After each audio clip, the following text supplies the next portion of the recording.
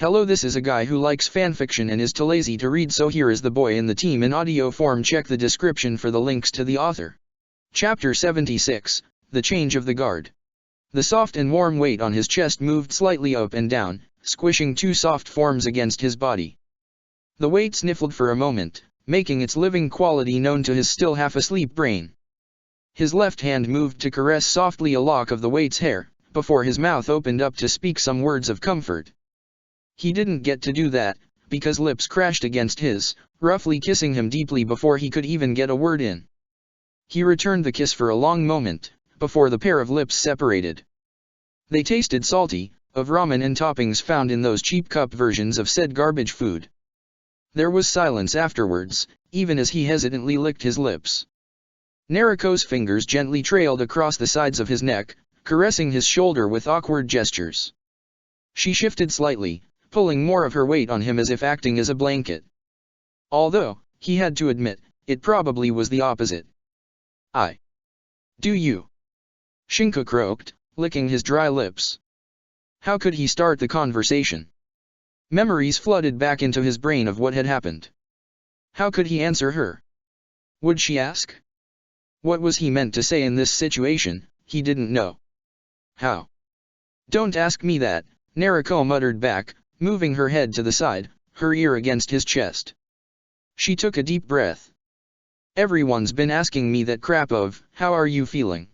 I'm sorry for your loss, or, you need to be strong. Those are the most said sentences to me and Mom. I'm here, Shinku replied, after a moment of pause.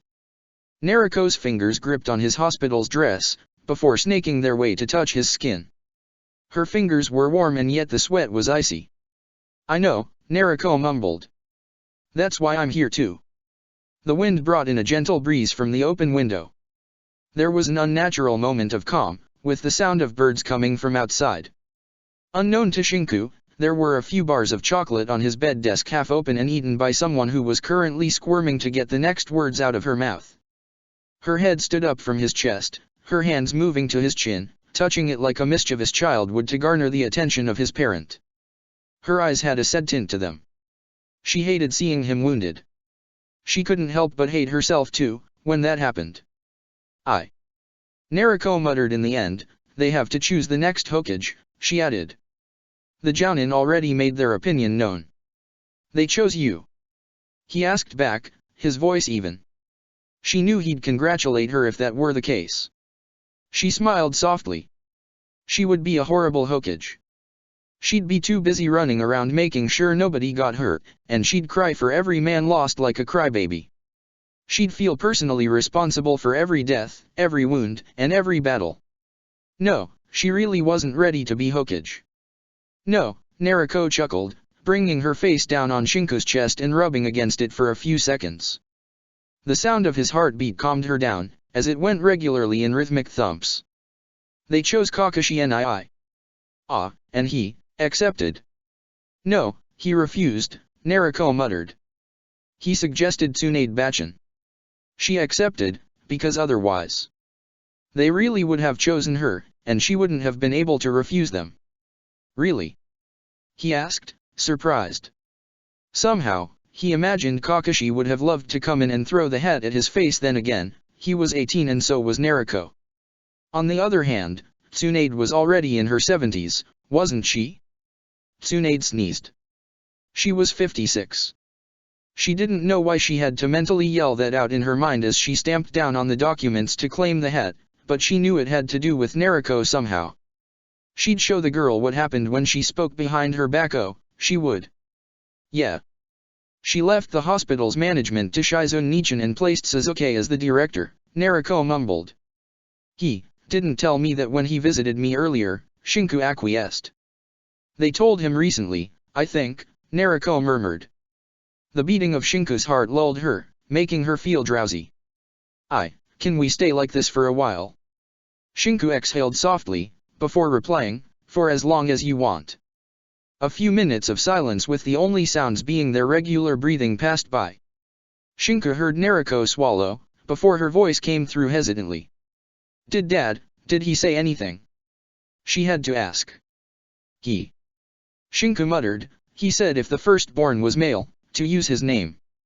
St stupid dad, Nariko mumbled, pressing her face deeply from the shame against Shinko's chest. Saying stuff like that. And that he trusted the next generation, Shinko continued, to carry on, the will of fire. Yeah, Nariko gripped Shinko's arm, slowly turning atop him to drop her head just under his chin. His arm embracing her midriff, he waited for the girl to continue talking. I don't blame you, Shinku. I don't know what happened, but if there's one thing that I'm sure of, it's that you aren't responsible for my father's death. Shinku let go of a breath he didn't even know he had been holding, before squeezing Nariko a bit more in the embrace. Nariko relaxed, letting her body go slack as she closed her eyes, smiling softly from the feeling of closeness. She would have remained like that forever. What felt like a mere few seconds passed by, before there was a knock at the door. Nariko grumbled.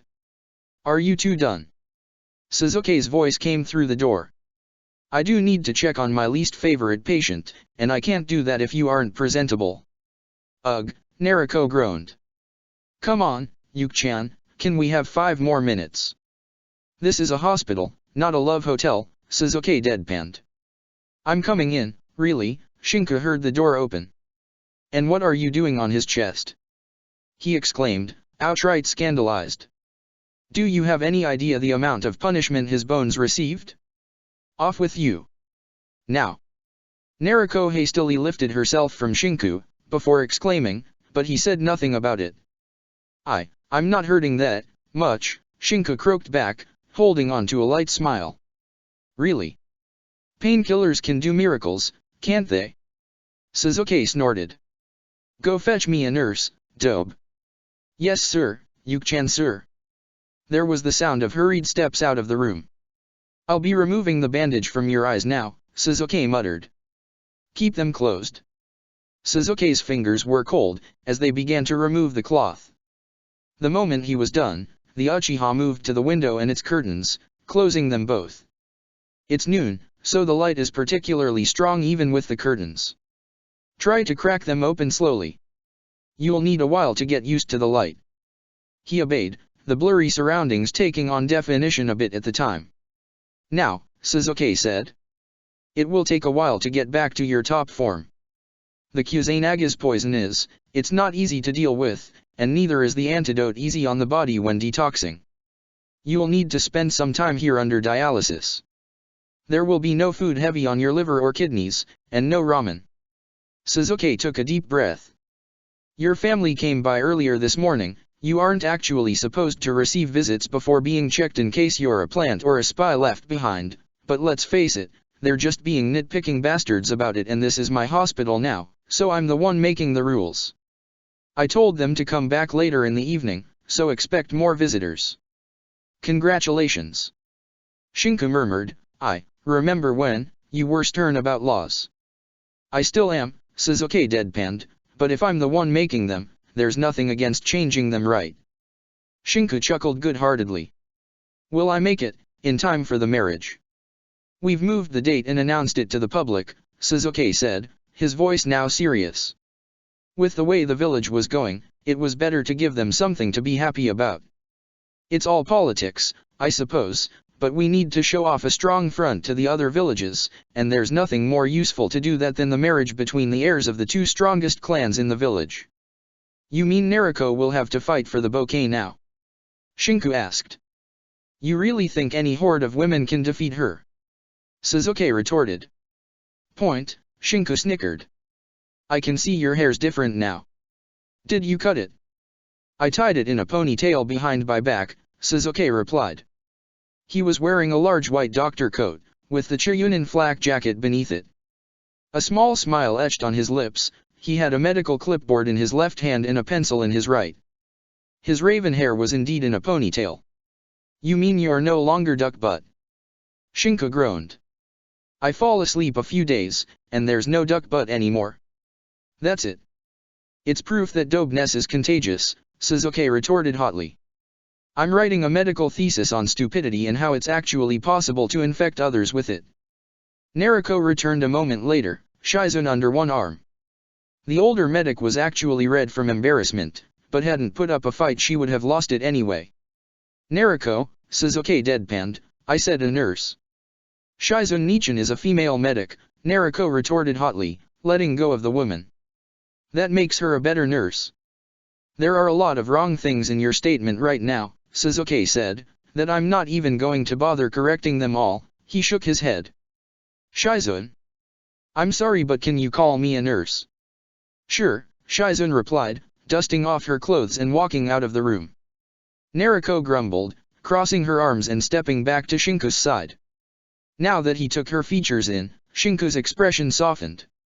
Her hair was a mess, no longer in ponytails but simply cascading down, reaching her shoulders. Her cheeks sunken, she had just the littlest glint of life in her eyes he had ever seen in her. Her clothes crumpled, she probably hadn't even cared about taking a bath or changing her clothes since that day. "You cut your hair," Shinku remarked dryly. Nariko sighed, nodding.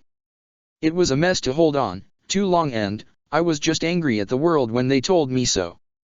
Her voice died out, "Not at you, Shinku, angry in general." She exclaimed worriedly, "So I just did it, after a while, I mean, I couldn't stand it itched too much and..." She blabbered out. "You should take a bath," Suzuki said. "It's not like Shinku will be going anywhere for the time being." Nariko nodded, her movements filled with hesitation. "Maybe later, when I get to hear when you're discharging him." "Not today," Suzuki said, "and probably not tomorrow." "Dad's funeral is tomorrow," Nariko replied. She clenched her fists. "I thought he'd want to be there, I need him there," she meekly added. "Or I might just start crying again and make a mess of myself."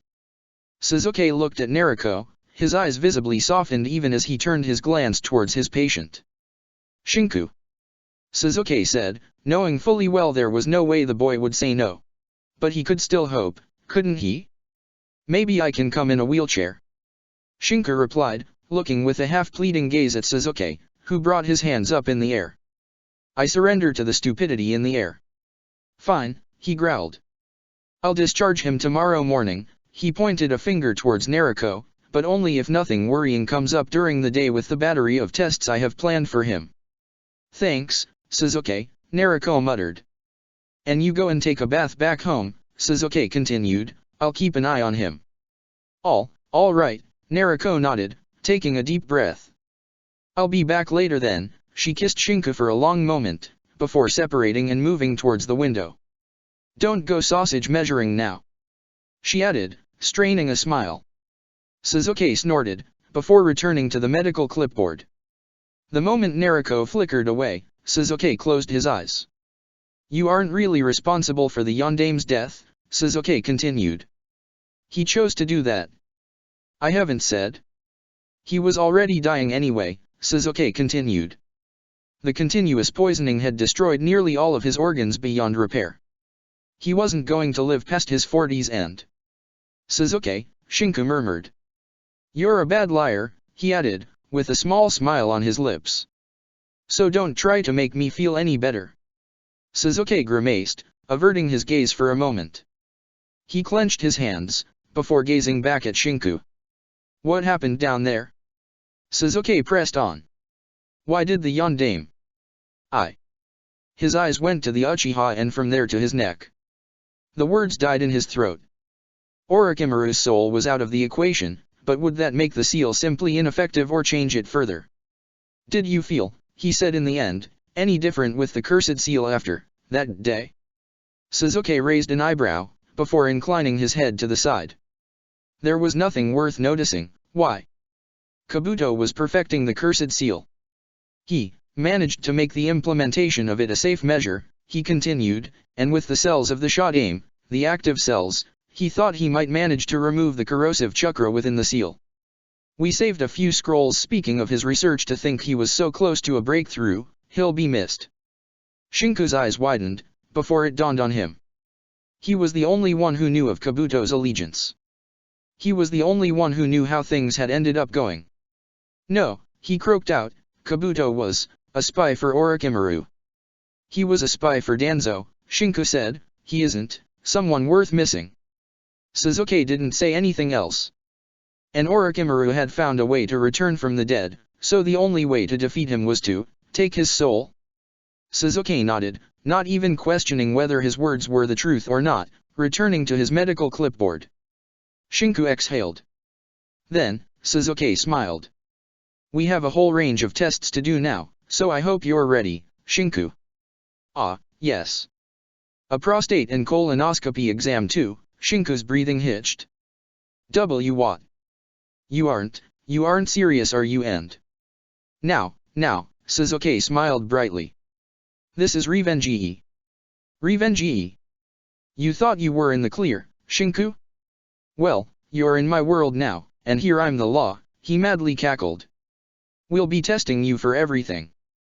Oh yes. We'll do a complete bill of health. You won't be able to escape me, Kukyuku. Shinku emitted one last blood-curdling shriek, before unfortunately having to comply with the sadistic streak of Sasuke's nitpicky exam attitude. Hours later, Shinku was drinking soup. He felt 60 years old, slurping down on the very thin vegetable mixture. Those were the doctor's orders after Sasuke had finally stopped with the invasive and non-invasive exams to check if he was healthy, but he didn't have to like them. Naruko was napping away on the nearby chair, her face pressed against the left side of his bed and with a sheet over her shoulders courtesy of Sasuke. Exhausted, she was sleeping without a care in the world, her now shiny blonde hair tied in a single braid on the back. She was wearing a darker jumpsuit, with more black than orange in it. Naya, she muttered in her sleep. Naya. He sighed as the clock on the nearby wall ticked by the minutes. It was late afternoon, and everything was peaceful. There was an air of silence in the room, which made it feel like a dream. The chocolate on his bed desk had mysteriously disappeared between an exam and another, coincidentally with Naruko's return, but the wrapping had remained behind. He looked at the sleeping form of Naruko, and smiled softly. The door slid open without clattering, and he gazed with surprise at the guests coming in. Mai held a flower bouquet in her arms. The thing was nearly as big as she was, while his mother had a worried face and a few plastic bags. Oh, she muttered, looking at the sleeping form of Naruko. Is it fine if come in? Shinku muttered back. She won't wake up so easily, he added softly. She's too tired. His hand gently pressed Naruko's right elbow. She was using her arms as a pillow, making her mumble and grumble a bit, before readjusting herself in her sleep. Mai bit her lips for a moment, before pushing the flowers right under Shinku's nose. These are for you, Unii-san, so you can make a swift recovery. Thanks, he replied. Can you see if there's a vase somewhere? Maybe ask a nurse. He added, looking towards his mother, who nodded. After dropping the plastic bags on the nearby chair, she headed off with the flowers. Unii-san, Mai murmured, opening up the plastic bags and taking out a few books. Mom brought you some books to read. How long are you going to stay here? I'll be out by tomorrow, he replied. He eyed Naruko's sleeping form. There's the Yondame's funeral tomorrow, Mai continued. Are you going to be there? Yes, he replied. Mai nodded, before looking out of the window. Everyone said the Yondame's dead, Unii-san. She looked back at him. What happened? That's classified, he replied. I'm surprised you're the first to visit me. I was expecting the torture and interrogation department would be here first. Mai's eyes widened. But you didn't do anything bad, she exclaimed. Naruko's head slid down her arms as the girl woke up, looking around with a half-drowsy face. Forget it. She yawned, wobbling on her feet before dropping down on the bed and nuzzling Shinku's shoulder with the side of her face. Night-night. Mai looked at the scene with surprise. Oh, Unii-san. Are you too? And here Shinku thought it was something obvious that everyone in the world already knew. Yeah, he replied in a whisper, his left hand now gently playing with the end of Naruko's braid. We're a couple. Naya, Naruko mumbled her pleasant agreement to the sentence, somewhat holding up a cheesy and satisfied smirk. So I can call her auntie now. Naruko's face soured immediately, as she began to growl in her sleep. Naya. Why not sister? Shinku offered back. Naya. Naruko grumbled her agreement to that offer while sleeping, of course. Mai thought about it for a moment, before replying. But Namikaze-san is older than me, so the correct form is auntie. Nariko began to growl a bit louder. Mai-chan. Shinku said, do use Oni-san with her, alright?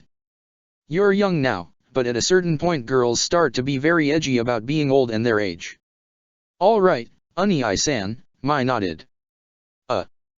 Did you know Uchiha-san is marrying the heir of the Hyuga clan? They're celebrating the marriage at the end of the week, but there's already a lot of talk about it, did you know that? I'm the best man, Shinku replied. Sasuke told me as soon as I woke up. There was a moment of silence. I'm graduating top of the class soon, Oni-san, Mai said proudly, and then I'll start taking missions. Good luck with that, Shinku whispered back. The door slid open to readmit Mabuki, this time with a vase and the flowers within. She left the vase on the nearby bed desk, before looking at the scene with a warm look. Isn't that adorable? She murmured, a hand to her cheek and sighing in relief. Well, we won't disturb you any longer, Shinku. I'm sure you're as tired as Namikaze-san and you need to rest. She smiled kindly, I'm glad you made it out. He nodded back, watching as she and Mai left after waving their goodbye. A few minutes later and Nariko stretched, yawning, and waking up although she kept her eyes closed. I'm not old, she pouted, pursing her lips together and taking a deep breath. I'm young and fresh and my skin is smooth, she continued. And nothing will change that. What does a kid know about it anyway? She's what? 12. 18 is the real age of youth. You're a kid until you're 18. You don't even get breasts until you're older anyway. I told her not to call you auntie, Shinku replied. Obviously, because I am not an auntie, she added hotly, her eyes still closed. I know that, Shinku repeated. You know what else? Nariko said, her voice soft. Her eyes opened up inches away from Shinku's. I love you, Nariko murmured, smiling brightly and showing off her white teeth. I love you too, Shinku said, embracing her. He didn't know when he fell asleep afterwards, but what he knew was that he woke up the next morning just as the sun was rising. Nariko wasn't there then again, she had probably gone home to her mother to prepare for the funeral. He didn't feel like getting out of the bed, but at the same time, if he didn't try he would never know if he actually could walk. Slowly, he pulled the bed sheets aside and pulled himself to a sitting position. Keeping his left hand on the side of the bed, he took a deep breath. The bonsai's branch gently touched his cheek. He frowned and looked to his right side. It was just a trick of the light. The bonsai hadn't grown or changed. He had probably moved the shoulder in a way he hadn't yet tried, to feel the plant close to his cheek. He managed to reach the sink of the bathroom by dragging his feet across the pavement while holding his left hand against the wall. Letting the faucet of the sink go for a while, he grabbed the plastic cup still wrapped in the plastic bag just like in hotels and proceeded to bite down on it, taking out the cup. He quenched his thirst before trashing it, soon after wobbling back to his bed. Shinku exhaled. The door slid open a few minutes later, admitting inside quite the number of people. He frowned, bringing up an eyebrow. Kid, Ibiki grunted. We're here to find out what happened. Don't pull a fast one and everything will be fine. Shinku chuckled. I can barely walk, I doubt I can pull anything. Better safe than sorry, Ibiki remarked, before giving a nod to Inoichi. The Umbu are here just for security reasons, he said. Shinku nodded, and then waited for the technique of the Yamanaka to hit him. Ibiki's hand was on Inoichi's shoulder probably to verify his mind too. A few minutes later, and Inoichi was deathly pale. I see, the clan leader of the Yamanaka clan muttered, as the technique ended. I see. Ibiki growled. I knew Orochimaru was a son of a bitch, but to go that far, sorry for all of this, he shook his head. At least that's definitively over. Shinku nodded slowly as the shinobi left him alone in the room. A few minutes later, and Sasuke entered already dressed for the funeral. I've got you a suit for it, he muttered, but you don't have to push yourself, if you don't feel like. No, Shinku shook his head, let's do this. The village wore the black across the street and the windows, silent and quiet the people moved across the streets towards the cemetery, holding on to flowers with their heads low. Suzuki was actually pushing him along, the wheelchair silently rolling by. The people stared and then moved away to let them through.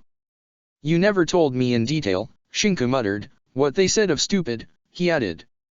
Nothing much, Suzuki murmured. It was nothing really worth repeating anyway. Why couldn't he have died in place of the Yondaime? Shinku hazarded. Among other things, Suzuki acquiesced. But not everyone said that, and now nobody does anymore. Shinku hummed, so Tsunade is the new Hokage. They wanted Kakashi at first, Suzuki said. He refused. I know, Shinku replied. He looked at the sky. The sky's unfair, isn't it? It's sunny, and there's nothing happy about this day. In Megakure, the rain poured down heavily upon the city. Jiraiya of the Sun gazed at the steel streets, at the iron paths and walkways. He gazed at the rain falling down on the ground, forming puddles and rivers that dumped into the sewers. Who are you? A voice asked, making him tense. He turned slowly, his gaze to the crimson-plated armor and the raven hair and dark eyes. He frowned, the face of the shinobi was familiar, but he couldn't place it. I'm just a random shinobi, passing by on my quest for girls and porn, Jiraiya replied with a dazzling smile. I'm no one worth stopping over. I think you are, the other man replied. Tell me, before I kill you, what name shall I write upon your tomb? We won't get out of this without fighting then. Jiraiya muttered, clenching his right hand. Can't we play Go or Mahjong? I'm very good with cards too. No, Uchiha Madara replied, now visibly angered. Enough dallying, he added. The moment the Sharingan activated, Jiraiya loudly cursed and looked down at the man's body rather than face. His face turned ashen as he hastily substituted with a log, remembering just where he had seen said face. He had seen it on the history books, belonging to Uchiha Madara himself. Where do you think you're going? Madara said, dropping down in front of Jiraiya once more, although the Toad Sage had already shunshined a few rooftops away. How are you still alive, you old relic? Jiraiya exclaimed, spitting out a stream of thick oil, which he ignited with another hand seal. The flames merely burned through Madara's body, without any visible result. You can't do this, Jiraiya murmured. You can't. You've got to be kidding me, this is impossible. Madara retorted with a chuckle, oh no, this is everything but impossible. I was brought back to life, after striking a deal with Orochimaru, here he smiled.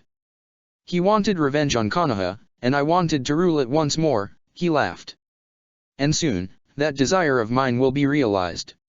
With all the beasts under my control, I will once more claim Konoha as mine. Over my dead body. Jiraiya yelled, his hands going through hand seals. You pathetic shinobi, Madara shook his head in pity, gazing at him with a look that could only be defined as pity-filled. You are out of your league. Those were the last words Jiraiya heard. There was no glorious final battle. No time to send a message of warning back to Konoha.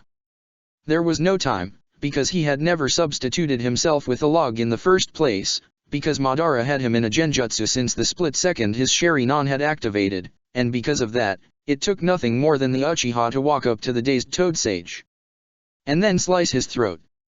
The Toad Sage, Toad Sunin, old perverted master, died like that, under the rain, without honor or glory in battle. Simply, like that, without even accomplishing his goals. Or that would be the case, if it weren't for the fact that Jiraiya had sent a cage bunshin inside the village, rather than go in person.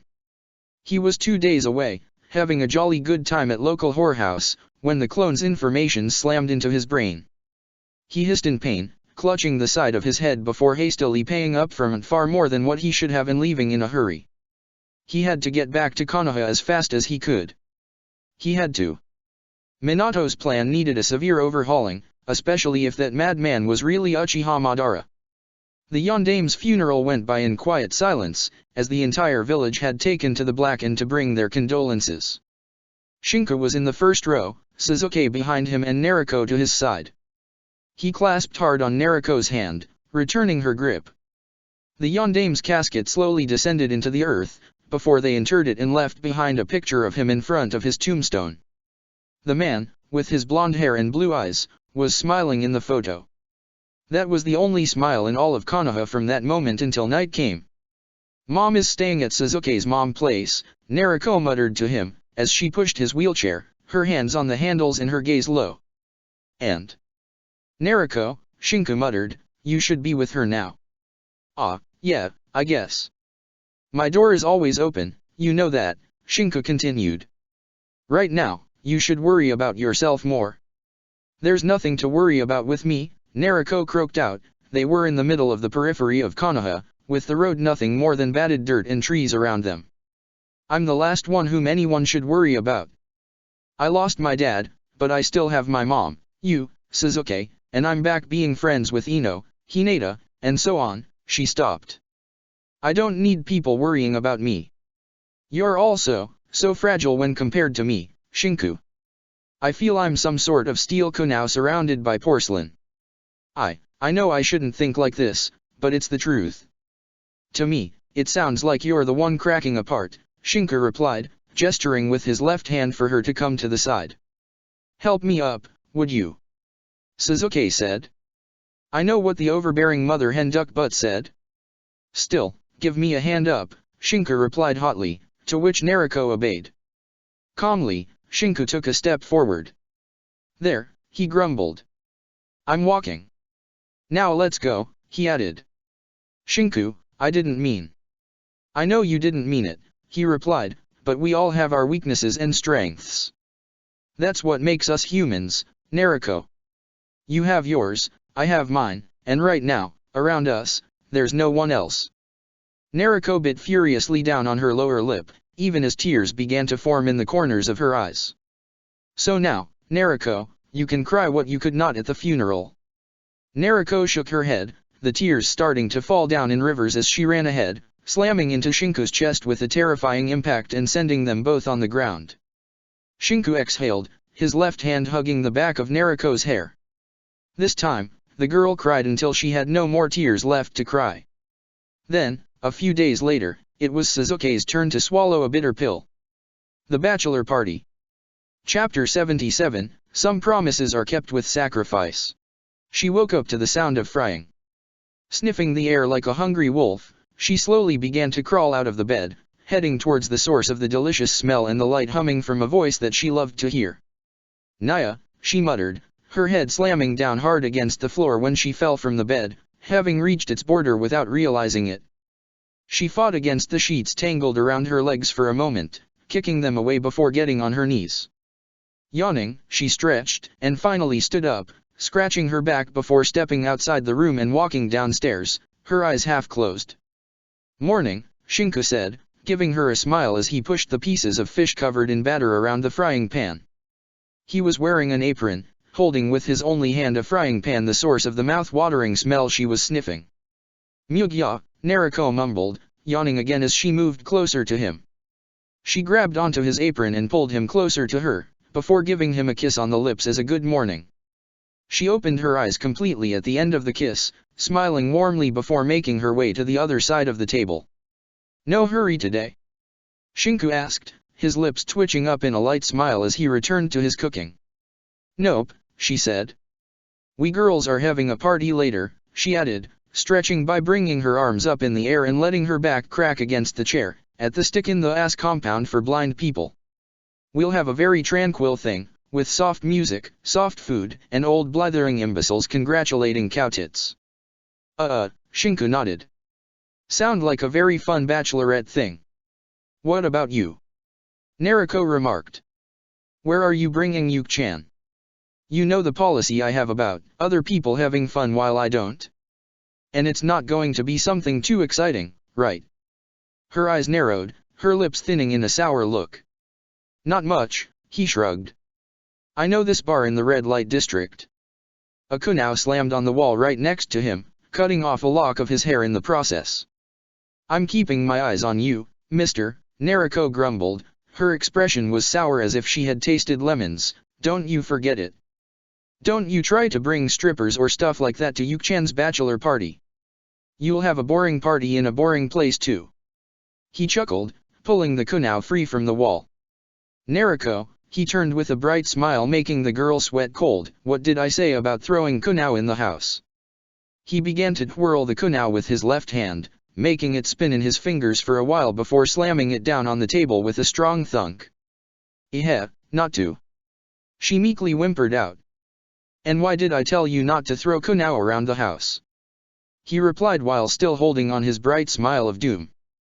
Because they leave holes in the walls and that's bad for insulation, Naruko nodded, and because I might hurt someone if I'm not careful enough.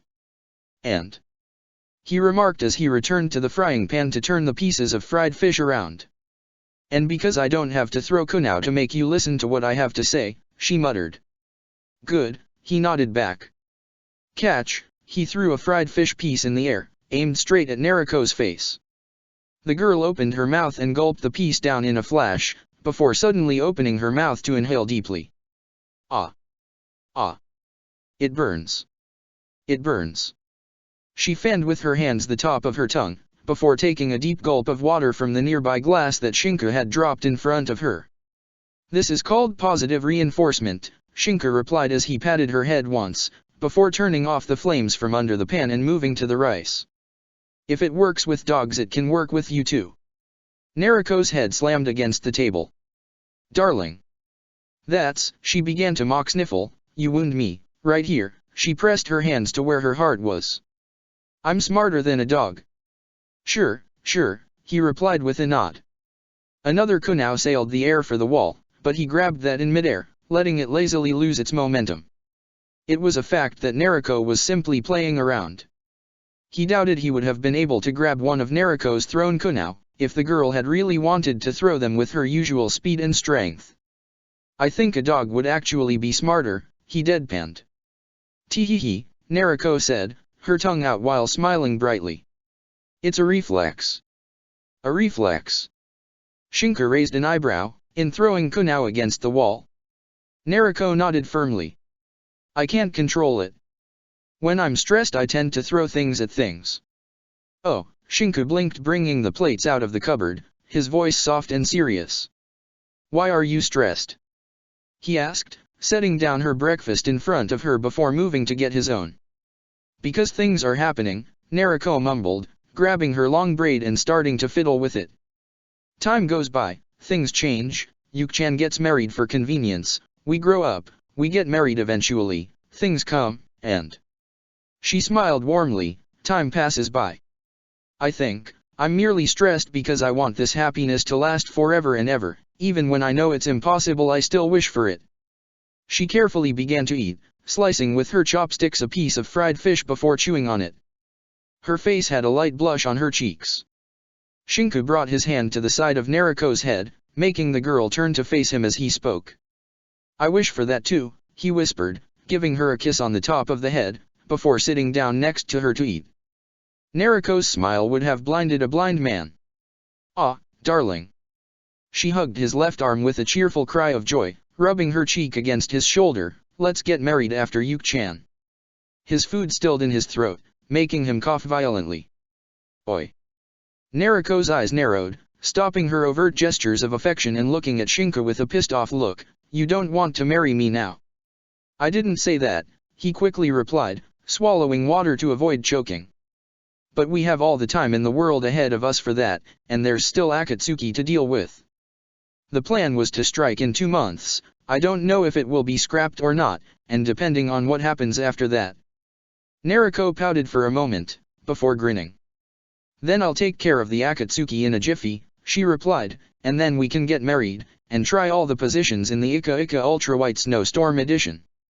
The what? He retorted, shocked. Don't be such a prude, Naruko giggled out.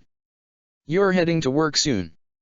Yeah, he replied, need to file a report for the latest inventions, he shuddered. So you're meeting with Yuki-chan this afternoon, at the extremely boring bar of Boring Things, right? Naruko asked once more, eyeing him firmly. Yes dear, Shinka nodded, we'll drink boring stuff at an extremely boring bar. Good, she nodded back. I'm keeping my eyes on you, mister, she grumbled. Don't you dare try to ogle a stripper or I will know and I will find you and I will make you pay for it, understood? Ma. He muttered, what a violent girlfriend. Are you channeling Kakashi Nii now? Naruko exclaimed, shocked. How dare you, Shinku? Come back. You can't channel Kakashi Nii, he's evil. Evil. Shinku just laughed, and breakfast finished on a cheerful note. That afternoon, Hinata sipped tea while looking with an extremely worried gaze at Naruko's apparent squirming. There were cookies, tea, and nothing else. The room they were in was even a bit aside from the main compound, to grant some extra privacy.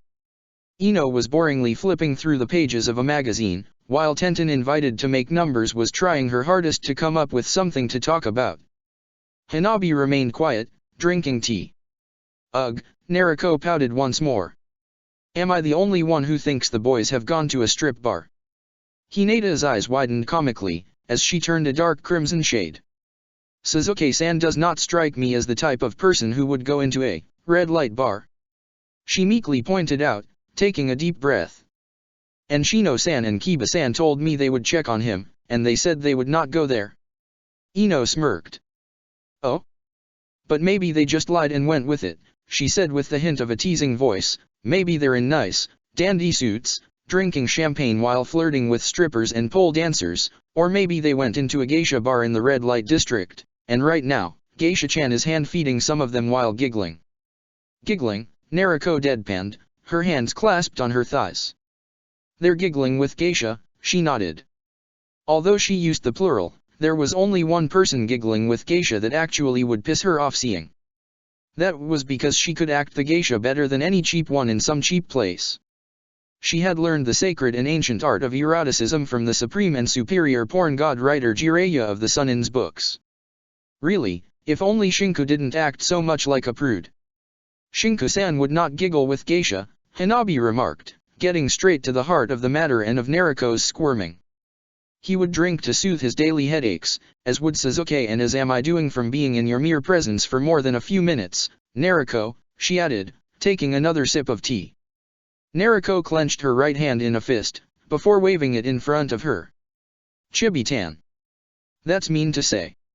I'm not that annoying, right? Maybe a bit, but it's just a tiny itsy bit. Ino began to laugh. I can see it. With the perverted girlfriend he has, he'd have to be the one faking to get out of it, must be hard on him. Now that's mean, Ino, Tenten said, before Naruko decided whether it was appropriate to vault over the table to give Ino a black eye or two. Remember, there are Lee and Niji too. I don't think they'd let Lee drink, and Niji, he'll keep an eye out on them. Right. Naruko clapped her hand against her forehead. I forgot stick in the ass and creepy brows junior were together. Oi. Tenten exclaimed, that's offensive. Yeah, you're right, Naruko grumbled. She smirked a moment later. By the way, I have a gift just here, since we're going to be bored to death. Giggling mischievously, she slowly pushed forward a bright red box with a white ribbon, for the bride, and the first night. Naruko winked, even as Hinata began to blush a vivid purple color. Smoke emerged from her ears, as her eyes widened like saucers. She slowly ripped open the box, expecting, she got books. She exhaled in relief, seeing the light gray cover that did not belong on any Ika-Ika, those had an orange or red one. The title, 50 Shades of Ramen, didn't seem to her as a bad one. It was probably a cookbook on how to prepare ramen specialties, and so she flipped the first page to just give a peek at the recipes. A few minutes later, and Hinata's eyes were swirling as the Hyuga heiress was on the ground twitching, blood out of her nose and her face redder than it. She simply didn't move an inch, the puddle of blood growing thicker by the minute. Hanabi gave a sour look towards Naruko, who merely returned a cheerful smirk. Was that really necessary? Hanabi asked. Now that I think about it, isn't Hinata's room next to yours? Naruko replied thoughtfully, are you going to be able to sleep tomorrow night? Hanabi spluttered. Father built a house for them on the compound. She hotly exclaimed, that's. I wonder how many people will check on Cowtits around here, with your Byakugan's range. She snickered, and Hanabi turned scarlet. That will not happen. The noble Hyuga clan doesn't use the Byakugan to peek on other people's night activities. Naruko turned thoughtful. But you can't stop that from happening, right? So whenever you activate it, You actually see everyone naked. Hanabi's eyes narrowed. No, Namikaze-san. We see the chakra pathways and points in a human's body. We do not merely see through clothes. But you could if you wanted to, right? Nariko asked, this time serious. I suppose. Hanabi muttered. So, did you check my darling's size? Nariko. Tenten exclaimed, that's improper to a new level. Hanabi had steam coming out of her ears. I did not. That's not. Oh, that's good then, Nariko nodded, cheerfully brimming with energy. Can you check it for me? Maybe Shinku is just overly conscious about his size, but as I always say, it's not about how big it is, but how well you use. Hanabi fell on the ground, down for the count and twitching just like her older sister. Tenten gave a sigh of exasperation while Ino shook her head, a smile on her lips before returning to her fashion magazine. Nariko smiled. Maybe it wasn't going to be that boring of a party. Shinku smiled. This was going to be easy. Ready whenever you are. He exclaimed, carefully positioning the new experimental weapon on its three-legged stand. Right, place the target's Shosuke. Io said, putting on a pair of thick black lenses over his eyes. Shosuke moved quickly, placing wooden mannequins in front of Shinku at a few meters of distance. All set. Shosuke replied, clearing the range. Shinku ground his teeth, before pulling the switch. The rotating muzzles of the giant tortoise-like shield began to open, firing upon the targets in a devastating salvo kunao of various lengths and sizes. Shinku pushed from the back of the shell-like object to redirect the weapon, shredding through the mannequins with ease. The weapon ceased firing a moment later, the ammunition depleted. How was it? Io exclaimed, moving closer. It didn't even blow up this time around. It's difficult to turn it to the sides with the three-legged support, Shinku replied. But it is more stable than the last versions and doesn't risk toppling over when the kunao are launched. Io turned thoughtful, nodding firmly. Then what about a two-legged support? Nah, that would end up the same, chains. We can always use more chains. That won't work well at all, Shinku deadpanned back. It needs to be smaller. Maybe it should be forearm length, so that everyone could carry one. Io closed his eyes, probably imagining it. Wouldn't that impair the throwing of the arm that holds it? Just have it sealed when you don't need it. Aren't we talking about using these shields when it comes to open battle, rather than stealth missions? You're right on that point, Io sighed. Shosuke simply watched from the sides, holding on to a new mannequin. A few days before, Harano-san had asked if he could help test fielding the equipment, and then he had said no to Master Io after the first few tests. Shosuke had never once said no. That was probably the reason the weapons all turned into horrendous mechanical contraptions, rather than actually useful tools. Still, Master Io had taken things with stride and rose to the challenge. Come on Shosuke, we have to work on it some more, Io said with a begrudging tone, as he unclasped the straps from Shinku's shoulder aided by Shosuke. The giant shield out of the way, Shinku sighed. He had to do reports, not test field weaponry. Yet, he had promised. He just hoped Nariko wouldn't be angry about going at it behind her back, but she'd worry, of course, and that was the last thing she needed at the moment. He returned to his small desk in the even smaller office and dipped the brush in the inkpot, before starting to write down in a neat calligraphy the results of the tests with Weapon Shield Tortoise Max Pain 2004-3 prototype. I swear he's calling them this long on purpose, Shinku murmured, before writing its details: the materials used to build it, the proficiency required to utilize it, the limitations seen and the costs to produce it. The weapon was clearly to scrap, and he wrote so too in the lower corner before signing it with the assigned stamp. He looked at the clock, before smiling. He had all the time in the world. Suzuki looked at the barely dressed strippers in one of the seediest bars of Konoha, in the darkest and most hidden place of the red light district. His eyes twitched. His fingers dug deeply into the skin of his forearms as he calmly, quietly, tried to plan Shinku's murder. Kiba Inuzuka and Shino Abarame stood by the door, the mud holding on to a smirk that would have rivaled with that of the most bloodthirsty of sharks, while the Abarame remained quiet, his hands in his pockets.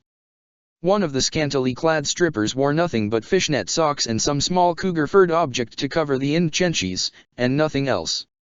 The waiters weren't dressed any differently, even as they served chilled alcohol to the patrons of the establishment.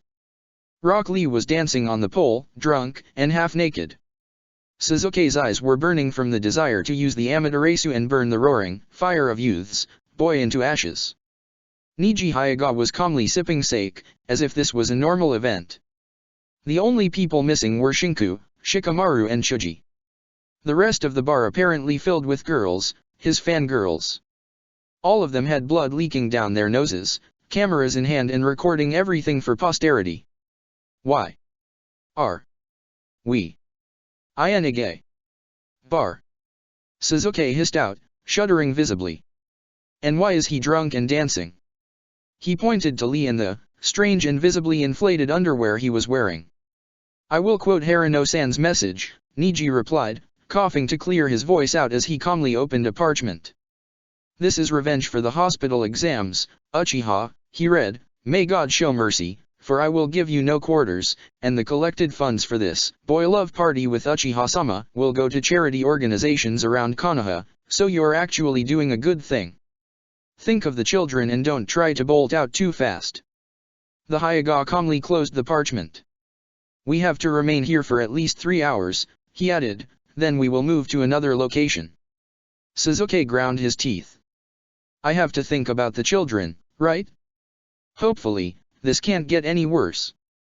Osemsamiaa, a few female-dressed males cooed, entering from a side door.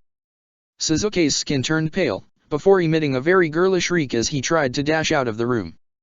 Unfortunately, Rock Lee had the best reflexes when drunk and Niji was waiting for him to try to move. The end result was that Suzuki stood, immobile, watching in terror as he was petted and fed and forced to drink stuff and his mind blanked. Kiba laughed, holding his sides as he gestured at the scene from his spot. Shino merely changed his sunglasses. He went for the ones that actually were but black lenses with no way to see through them. Yet, in the middle of all of that, the Uchiha heir and soon-to-be married man swore he would have his revenge.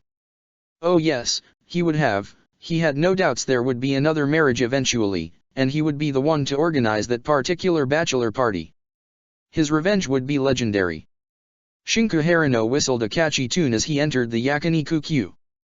He gave a nod towards Shikamaru and Chuji, the two boys having booked the place. So, Shikamaru said, what makes you think Suzuki will actually come here after the prank? Because here is where I told him I'll be, he replied with a smile. And how are you going to convince him not to bloody murder you? Shikamaru asked once more, only for Shinku to widen his arms and smile brightly. Because I have a plan, he chuckled, a very awesome plan. Chuji began to munch on some food stuff the owner had brought out to spend the time. Shikamaru raised an eyebrow. You know, I don't think he'd let you off the hook. I'll do something very underhanded, Shinku nodded sagely. I know all of his weaknesses after all. The door banged open a second later, to admit inside the rest of the boys as well as a lipstick-covered Suzuki. Shinku. The Uchiha heir roared, I'm going to murder you. He's early, Shinku replied with a snicker. The lipstick suits you. He added, ducking down to avoid an incoming fist. Come on. The real bachelor party starts now. He added. I'll frigging murder you, Shinku, Suzuki hissed, then I'll take your entrails and hang you with them. The door opened once more, this time to admit children. Shinku smiled, gesturing towards the kids and the few guardians bringing them in. Suzuki's entire attitude morphed from angry to the point of committing murder to half perplexed. Shinku. Yes, Suzuki. Why are kids coming in? Because your bachelor party will be a public relations event meant to show how you care about the neediest people in Konoha, the orphans, Shinku added softly. The money your rabid fangirls paid for that previous show will neatly be divided between the orphanage and the hospital's funds, as well as the Shinobi Veteran Association. Suzuki raised an eyebrow, looking at Shinku. You organized all of this. I had help from an unlikely source, he acquiesced. Now put up a smile and cheer up the kids, he added with a smile. You even have the makeup on. With a final chuckle, Shinku clapped a hand on Suzuki's back and sent him forward. The bachelor party took a full swing mood after a girl pointed out how pretty Uchiha-san looked with female makeup on. From there, Sasuke took things in his hands with a smile. More than a few kids, he knew by name, since they visited the hospital at least once. He didn't think about the impending marriage of convenience, or the fact he might still die research of Kabuto notwithstanding at the end of his time limit.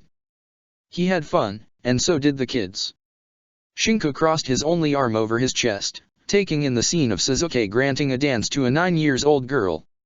Shikamaru sat down next to him, looking at the scene. "That is awfully cute," he remarked. "Yeah, it is," whispered Shinku, his eyes soft. Neither of the two said anything to one another for a while. "For what it may matter," said Shikamaru, "the yondaime chose well." "You think so?" Shinku asked back. "It's too troublesome to think otherwise," Shikamaru pointed out. "But I have to ask, where is your sensei?" Shinku just grinned. Whoever said the Yakiniku-Q was the final stop of this bachelor party? Shikamaru shuddered. "We should play shogi someday." "I'd lose," Shinku replied. "I only fight battles I am sure I can win or run from. Naruko would have my hide otherwise." "Women are always troublesome," Shikamaru grumbled. "But you can't live without them," Shinku added with a knowing nod. An hour after dinner, the kids bid goodbye to pretty Dr. Uchiha and headed back to the orphanage with their guardians, who bowed deeply in thanks. Sasuke took the thanks with a flustered attitude, actually pointing towards Shinku. "This is over now, right?" Sasuke said with his breathing even, as they remained alone in the emptying yakiniku. "I admit you're an underhanded bastard of a friend," he added. "Oh no," Shinku shook his head. "We're nearly done." Naruko grumbled, walking her way back home after the most boring bachelorette party ever. She stopped midway through her next step, blinking as she gazed at Kakashi Nii stepping out from a nearby street, Ika in hand. "Kakashi Nii? Why are you out so late? Aren't you with Shinku and the others having fun, watching strippers and—" "Ma," Kakashi shrugged. "Sharing an eye makes you remember any act of striptease, takes the fun out of it. We're hitting a water hole, as a team exercise. Shouldn't I warn Chibitan then?" Naruko deadpanned. "Nope," Kakashi shook his head. "Better to keep the minors out of this." Naruko's eyes narrowed. "It's only us of the original team." "Yep," Kakashi nodded. "It's a cozy little place nobody will ever think of looking for us. You know the way, right? Tell me the name of the place to begin with." Naruko retorted. "Ma, that's no fun. Think about the only place nobody would disturb any of us," Kakashi said, "and think of it as a rush down memory lane, if you want to." With those words said, Kakashi disappeared in a puff of smoke. The wind picked up a cold breeze, making Naruko's eyes wince as she jumped upwards, reaching for the nearest rooftop. Her eyes scanned her surroundings, before setting on a small glow of orange light. She flickered off, rushing towards the light in the middle of the training ground. She landed with a soft thud, catching her breath. "I told you she'd find the place," Shinku's voice reached her ears. "Fine," Sasuke grumbled, "you win this round." She raised her head and grinned. "Sorry I'm late," she said cheerfully. Shinku stood atop one of the wooden poles of training ground 7, legs dangling from it. Sasuke had his arms crossed in front of him, his back to the second pole. Ma, Kakashi said, appearing from the side with a scroll under his arm. "This brings back memories," he chuckled. "Doesn't it? Things have changed so much, haven't they?" Shinku said with a smirk of his own, as Naruko rushed her way up her own wooden pole, giving off the middle finger to Sasuke. "Your wife-to-be is boring, Yuki-chan." Naruko grumbled. It was the most boring party ever. Sasuke's right eye twitched. "It was loads better than Shinku's idea of having fun," the Uchiha hotly retorted. "It was a gay bar, Naruko. A gay bar surrounded by fangirls. In my defense, the requisites for a bachelor party are girls and strippers, they just don't have to be the same thing," Shinku said, chuckling. Naruko blinked once, before pumping her fist in the air. "I knew I chose him well. You make it sound like you picked me up from a pile or something." Naruko shrugged. "Obviously, It was the pile of the wonderful boyfriends. Kakashi hummed, before opening the scroll under his arm and summoning forth a few bottles of sake. This is the private reserve of the Go Dame. She won't notice they're gone anyway, he chuckled. Each member of Team 7 grabbed a bottle, holding onto it and standing in wait. What can I say? Kakashi began, it's been a long time, he sighed. There's nothing left for me to do now, unfortunately. I can postpone this no longer. He gave a knowing look to both Sasuke and Naruto. By the orders of the Go Dame Hokage, Naruto Namikaze, and Sasuke Uchiha, congratulations, you're both officially Jounin from this moment hence. He raised his bottle. Drink up, kids, you earned your promotion. Naruto blinked. She inclined her head to the side for a moment. Kakashi nii? Are you for real?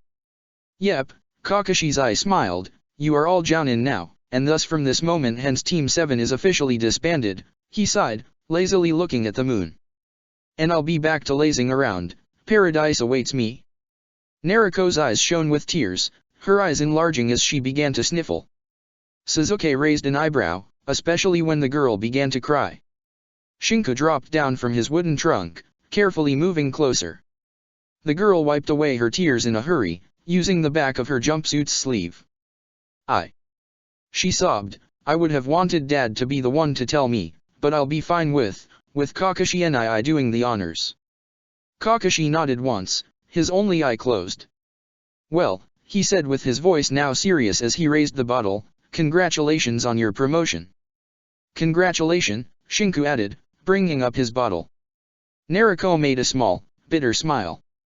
Thanks, she whispered, raising her own bottle. I'm getting married tomorrow, Sasuke deadpanned as he raised his own bottle. I swear if I end up drunk and naked in a corner of Konoha I will have my revenge, and it will be glorious. Naruto chuckled softly. Shut it, Yuki-chan, I can tell you had fun today. As if you didn't, Sasuke retorted. We all had fun today, Shinku exhaled, well. He took the first swig. Kakashi took one himself without removing his mask and then the others followed suit. Gah, Sasuke spluttered. What the hell is this stuff? Pure alcohol. His face red, he coughed vividly. This is the sake of daimyo, Kakashi replied with an amused glint in his eye. Taken fresh from a particular stock a certain someone has in their house. Tsunade sneezed, a light chill settling in her bones as she opened the drawer to get her delicious. Her curses and screams woke up half of Konoha, when she realized her sake was gone. So, Naruto fidgeted with her face red. What now, Kakashi nii? She said, do we get cool flak jackets? You'll probably receive your orders from the Hokage starting next week, Kakashi replied, but from now on, you're on your own, kids. Congratulations, you get to fly free, he smiled. I am proud of all of you. He brought up his bottle once more, for a second swig. My cute little genin became tough and mean Chunin, before becoming deadly Jounin. I'm really a good teacher, ain't I? You're the absolute worst, Sasuke nodded. You're a shame for the profession of Jounin sensei, Naruto nodded. You're a horrible man, Shinku nodded. Kakashi's head hung down from his shoulders, as he scratched the back of his neck. That bad? Yep. Naruto smiled. Yeah, Sasuke grinned. Even worse, Shinku deadpanned, but still. He continued, I wouldn't be here if it hadn't been for you. He raised his own bottle, so this next swig is in your honor, Kakashi-sensei. May the porn be with you, Kakashi nii, once you return to your unemployment, Naruto nodded, taking a sip. Remember you cannot be late to your mandatory examinations, Sasuke said in the end. You know that once you reach a certain age, you must take an appointment for a full checkup, right? My hair is silver, not gray, stressed out Kakashi. Sure, Sasuke deadpanned, but you do have gray hair. I checked once with my main Jakuya. You have 23 gray hairs sticking out from your head. That's a lie. They're just shades of silver. That's all there is to it. Kakashi yelled back, bringing his hands to cover his ears. I'm not listening. You're a bad student. I'm young, do you hear me? I'm young. Kakashi nii, Naruto said softly, a kind look on her face. Go and have your middle-life crisis somewhere else, all right. Kakashi sniffled. You're all evil persons. We learned from the best, Shinku snickered, taking another sip. Well. Kakashi exhaled, bringing up his bottle once more. Then let us drink until the night dies. I'll show you who's a middle-aged man. Sure, Naruko nodded. I'll drink you under the table. Or the ground, since we're away from a table right now. The rest of the night was a blurry memory into Shinku's head. He did recall absent-mindedly trudging his way back home. His head drummed, his throat felt parched and the need to vomit encompassed his very soul. The heavy weight on his back didn't help him. Although two arms surrounded his neck, and a soft breath tickled the back of his right ear, he couldn't help but groan in misery and quite roughly push the weight to the side. Naya, Naruko mumbled, before grabbing a pillow and pulling it over her face. Turn off the sun, please. Aren't you immune to alcohol? Shinku grunted out, holding his pulsing forehead as he walked towards the bathroom. What was in that alcohol anyway? Poison? Don't know, don't care, don't want to find out, Naruko muttered groggily, inhaling deeply the scent from the pillow. I'm staying here. Shinku popped an aspirin in his mouth. You know Sasuke's marriage is in 2 hours, right? Naruko blurred out of sight a split second later, leaving behind the open window. Shinku smiled painfully. The headache was killing him and the sun was too bright for his tastes. He grabbed a carton of milk from his fridge, gulping it down. Shakily, he dropped back down on the kitchen's chair and breathed deeply. Holding his hand to his face, he groaned a moment longer. That wasn't normal stuff, there's no way it could be normal stuff. He slowly stood back up, moving to his closet to grab the suit he'd have to wear for the marriage. Shinku hastily donned his flak jacket atop it, before touching his pocket to make sure the rings were still in there. He clicked the small box open, exhaling in relief when he saw the rings. The branches of his bonsai tree tickled him. He snapped his head to the side fast, wincing in pain from the sudden motion. No, the tree stood still and firmly planted on his shoulder. It hadn't grown an inch. He was really starting to doubt the alcohol being without some sort of harder kick inside it. Maybe the sake had a cut of absinthe inside. He stepped outside, frowning. There was an orange-haired man with a bird on his fingers, standing near the garden bed of the petunia. Next to him, a red-haired girl with a pair of thick glasses was tapping the ground with her foot, in visible annoyance. Can I help you? He asked softly, walking closer. The girl grunted her annoyance. We were looking for Namikaze-san, she said. She's not here, Shinku replied warily. Can I take the message? Yeah, it's fine, the red-haired girl shrugged. My name is Karen, Uzumaki Karen. Me and this guy here, she gestured towards the orange-haired person, wanted to become shinobi of Konoha, but without someone vouching for us it becomes a long and complicated process. I would have talked with her mother, but they won't let just anyone in the Hokage mansion. Shinku raised an eyebrow. How did you know she was here then? I'm a censor type, Karen replied, as well as a medicnin. You go over here, she pointed at the orange-haired man, has a bloodline. Since Konoha is all big on accepting people with bloodlines and all we came here. So you're originally from another village? Shinku asked, his eyebrow still up. Kyuzagakur, Karen acquiesced, but there's been a bit of trouble in the area and the village closed down. Many moved to Takigakur since it was closer, but since I knew I had family in Konoha I came here. I should be a third or fourth cousin of sorts. If Kushina-san still has the list of the Uzumaki clan members I can probably trace the name of my grandfather or great-grandfather in it. I see, but you just missed Naruko heading back home, Shinku replied. There's the Uchiha Hyuga marriage going on in Konoha right now, so why don't you mingle in? Yugo isn't really a people person, Karen replied hesitantly, he dislikes crowds. Yugo gave a soft nod. I see, Shinku replied. Well, I don't know how long it will take, but if you'd rather talk with the Hokage I can take you there. Hopefully, she hasn't already left for the marriage. You would do that? Karen asked, her voice hopeful. Really? Shinku shrugged. Sure, he moved closer. I'm Harino Shinku, by the way, he added. So, what troubles did Kusa have? He asked, as he began to walk towards the village proper, with the two shinobi trailing him. The village barely held itself up, but after Konoha lowers its mission prices in the area we simply stopped receiving work, Karen said. Not that I've got beef with it. If anything, I'm glad they let us go. Why did you end up in Kusagakure then? The Uzumaki clan mostly moved towards Konoha after the war. I don't know what my grandfather thought, Karen said.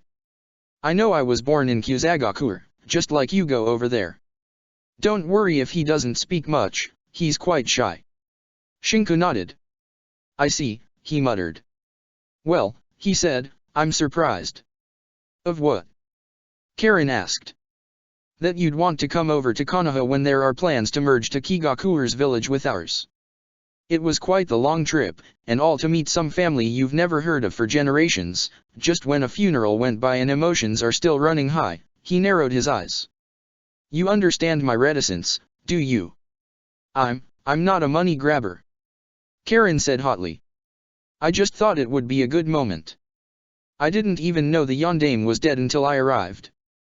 Maybe, Shinku acquiesced, but there's a reason there are protocols in place. You understand it's fishy to trust into someone just because they claim something with no proof. Yugo groaned. Karen stopped moving. Shinku took one more step, and then flickered away as a giant fist imbued with chakra tore through the ground. The orange-haired man's body covered itself with dark lines, before his skin turned a dark color and his body morphed. Shinku's eyes widened. It clearly was the same transformation method of the cursed seal. Orochimaru? You're working for Orochimaru. Karen clicked her tongue in distaste, jumping back from Yugo. Oh, all right. Fine. We worked for him. Then he died and we remained behind. We had to spy on the Akatsuki for him, but they sent us here. We just wanted to hash out a deal with the Hokage.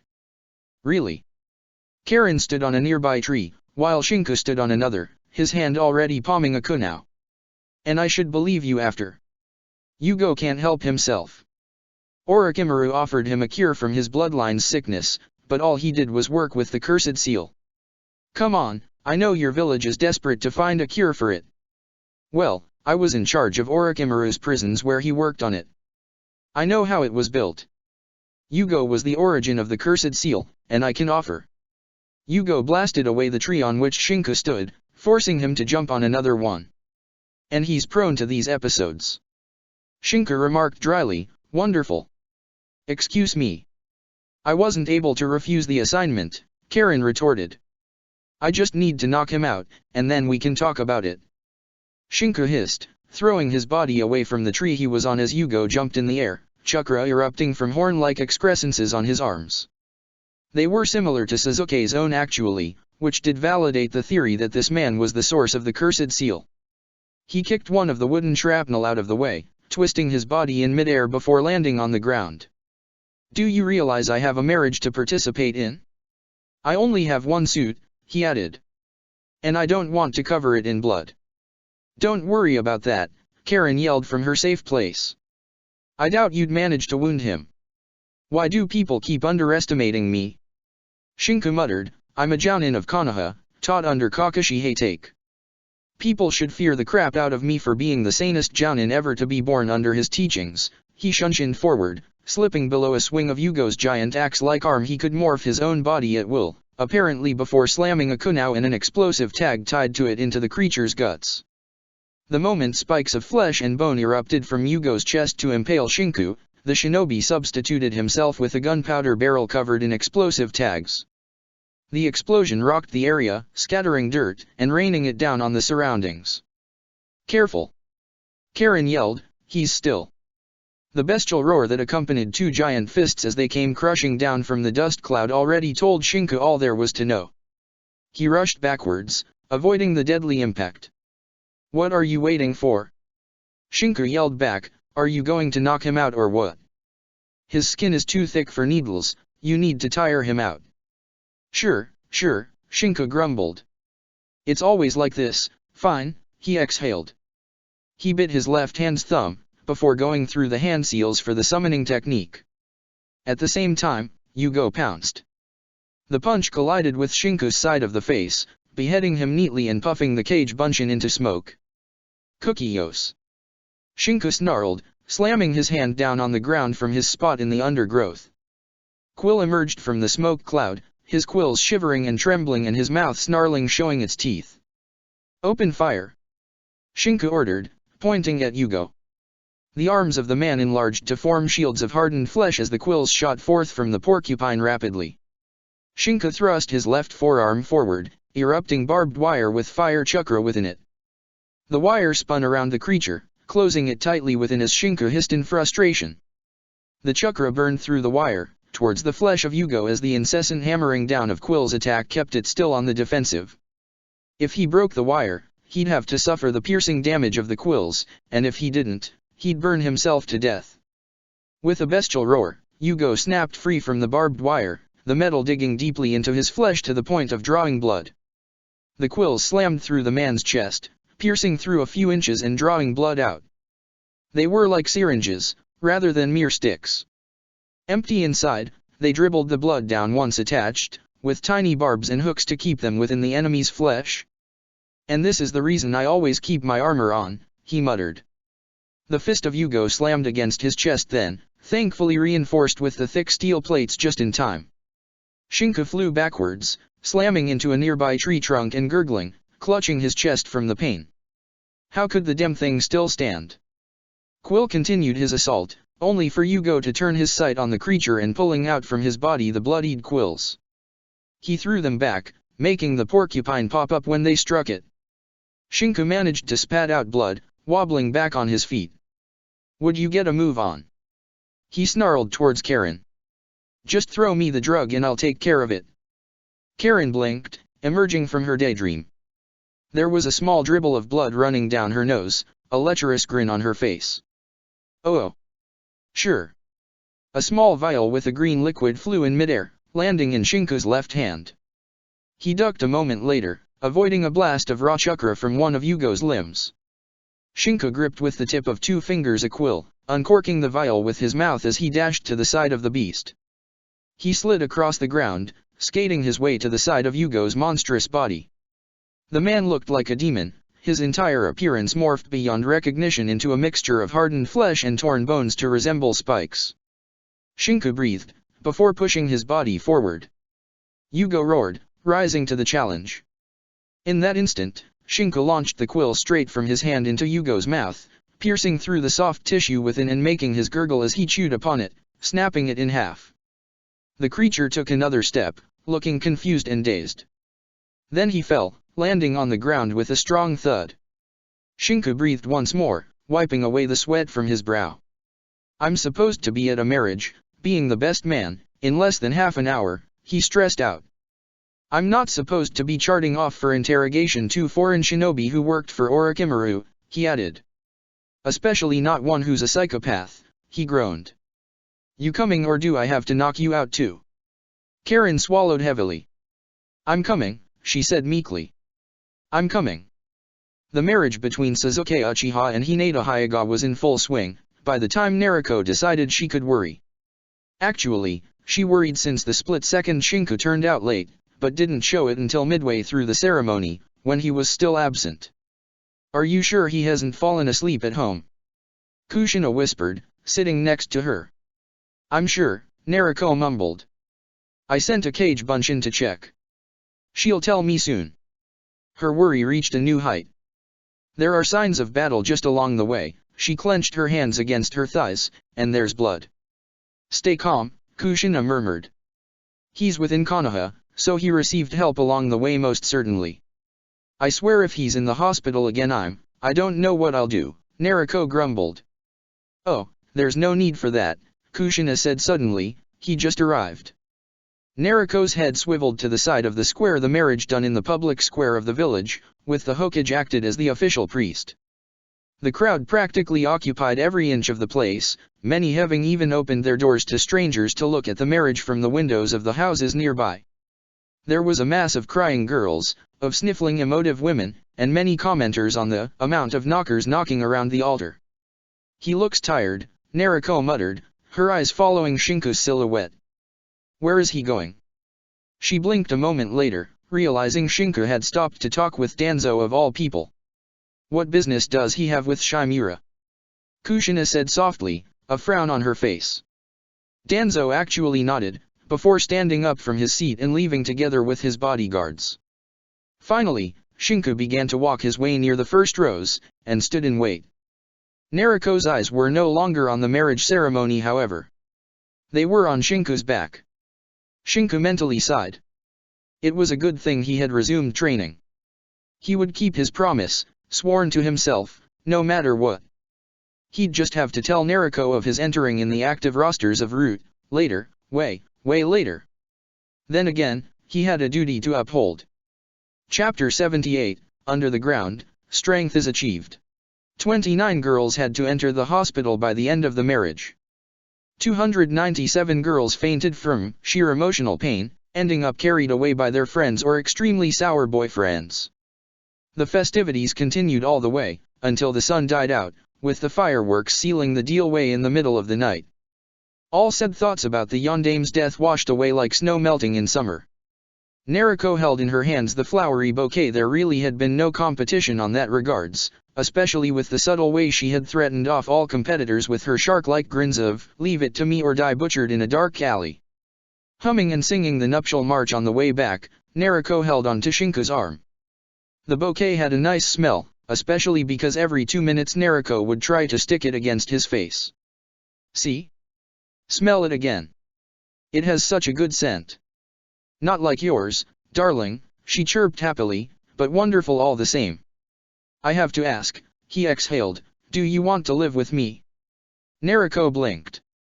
"Isn't that obviously a rhetoric question?"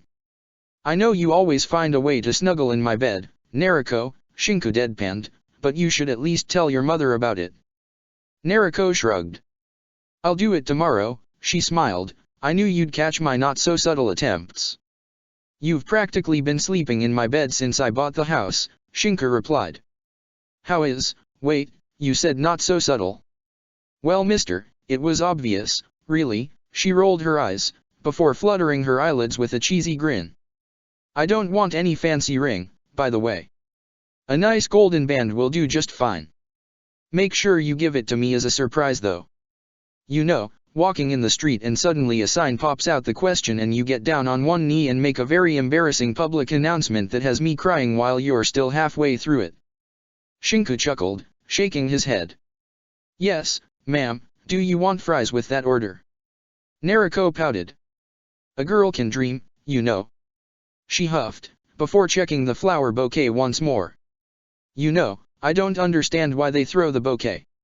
If it were my wedding, I'd clutch it closely and try to fight my way through without losing it. I'm sure that would be a pretty picture to watch."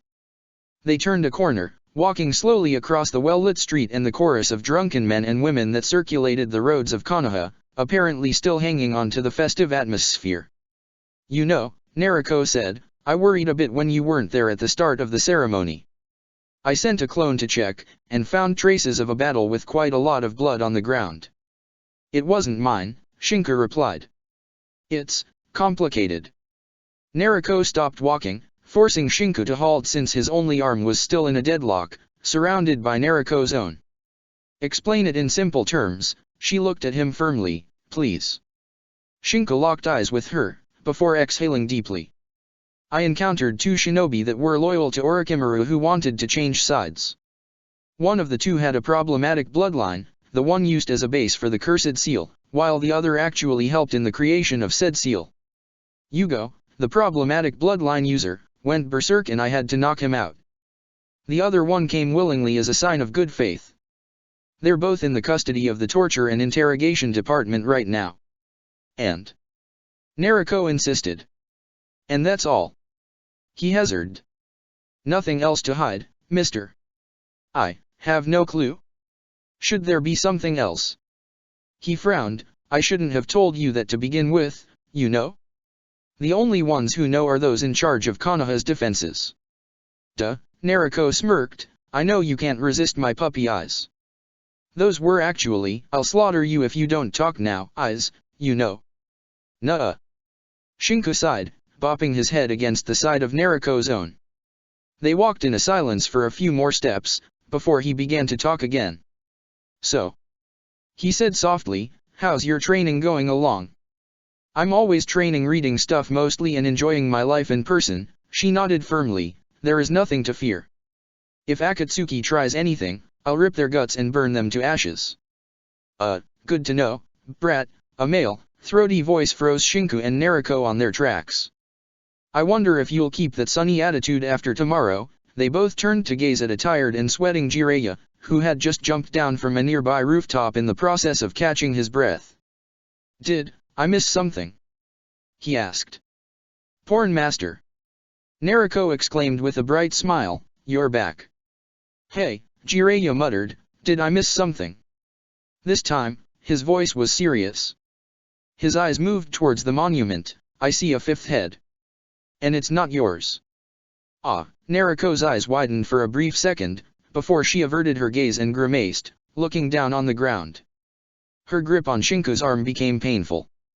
Jiraiya-sama, Shinku said softly, the Yondaime passed away defeating Orochimaru, he added. He was found within the village and once confronted, the Yondaime sacrificed himself to seal him away. I'll need a longer version, Jiraiya replied, his voice now bitter. He did not give in to pain or sadness, but he apparently had expected something like that since seeing the head on the monument. But it's late, I'll wake up. It's Tsunade, the new Hokage? All right, he kept a stone-faced expression as he jumped away, not saying another word. A light frosty breeze chilled Nariko's spine, her good mood evaporating quickly. Shinku's hand gently came up, before gripping Nariko's right one. Sorry, Nariko mumbled. I don't feel, maybe it's better if I go back home to get my stuff. You should rest at home, Shinku said, you heard Jiraiya-sama. There's something big coming tomorrow, and it's best if you're ready for it, or he wouldn't have pointed out about tomorrow. I'm ready for anything as long as you're next to me, Nariko whispered. Was that taken from Ika Ika Extreme Sentiments Unleashed? Nariko pouted, a bitter smile on her face. See you tomorrow, darling. She kissed him on the lips, before flashing away in a hiration. He watched the spot she had been a moment before, and exhaled afterwards. He hadn't told her in the end. Coward. The next day, Shinku woke up to a hasty knocking on the door. He looked at the alarm clock. 4 in the morning was barely morning to begin with. He yawned as he dressed up, ignoring the knocking that seemed to have exponentially increased in volume and noise. He actually wondered why the door hadn't caved in. Calmly standing by the side of the door, he unlocked it and watched as it swung open, Nariko barreling in with a few dozen scrolls under her armpits. Darling. I just finished packing stuff up. She giggled, you heading off to work? It's 4 in the morning, Nariko, he muttered. Didn't I tell you to come by later? Did you talk with your mother? I already did that, Nariko replied with a hasty nod. She actually pushed me out of the house in a hurry with the mission of making grand. No, Shinku deadpanned. You're no fun, Nariko's shoulders slouched, letting go of the scrolls. So, where do I put my stuff? The house is pretty big, wherever you want. Then the porn collection of Ika Ika goes. Didn't I tell you to throw that out? Well, I did. But I need material for my own books. She looked at him with a pitiful look, the same of a wounded puppy. Can't I please keep some porn for me? Please? I promise I'll share. Shinku gargled down a few choice words in his throat, before closing his eyes in defeat.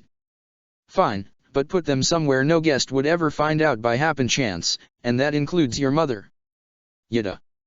She tackled him, pecking his lips with hers. You're the best boyfriend ever. Shinku sighed. I'll just start breakfast. His bonsai twitched. He frowned, looking through the open door and at his garden. His bonsai twitched again. He raised an eyebrow. There was nothing different in the garden. Shaking his head, he moved towards the kitchen. A few minutes later, Nariko joined him near the frying pans and the pots with boiling water and rice. Done already? He asked her, raising an eyebrow. Yep, she nodded. What's on the menu? I'll be at work until 8 tonight, he murmured. I'll be back by 9 o'clock, with a grimace, he buttered up the pan. I'll be making boxed lunches, if that's all right. We'll be making boxed lunches, Naruko replied with a knowing nod. You'll see. I practiced. Well, a few dozens of my Kage Bunshin practiced and popped up within a few minutes, but still. She huffed, if only I didn't have my ultra regeneration. I could play the pity card with my fingers covered in band-aids. A lecherous grin appeared on her face, and I'd be giving you a boxed lunch while saying take it, darling. It's filled with love. I tried very hard to do it, and then you'd say something, oh, my love. I'd rather have you, and then. The rice is going to overcook, my love, he remarked dryly, as Naruko blinked and returned to her side of the kitchen. Breakfast was done in less than half an hour and the rest packed in 2 boxes. From there, Naruko went to train and he went to work. Only, he finished his work at 4 o'clock. With a heartfelt sigh, he entered the lift and closed the doors. He pushed the 3, twice the 0 and once the 7, before inserting a small key into the tiny hole to the side normally used by the maintenance. The elevator beeped, starting its descent deeper down into the maintenance tunnels that ran deep across the entirety of Konoha. From there, he crawled his way past a few dirty cobwebs and a rusty overhanging pass on an overheated pipe.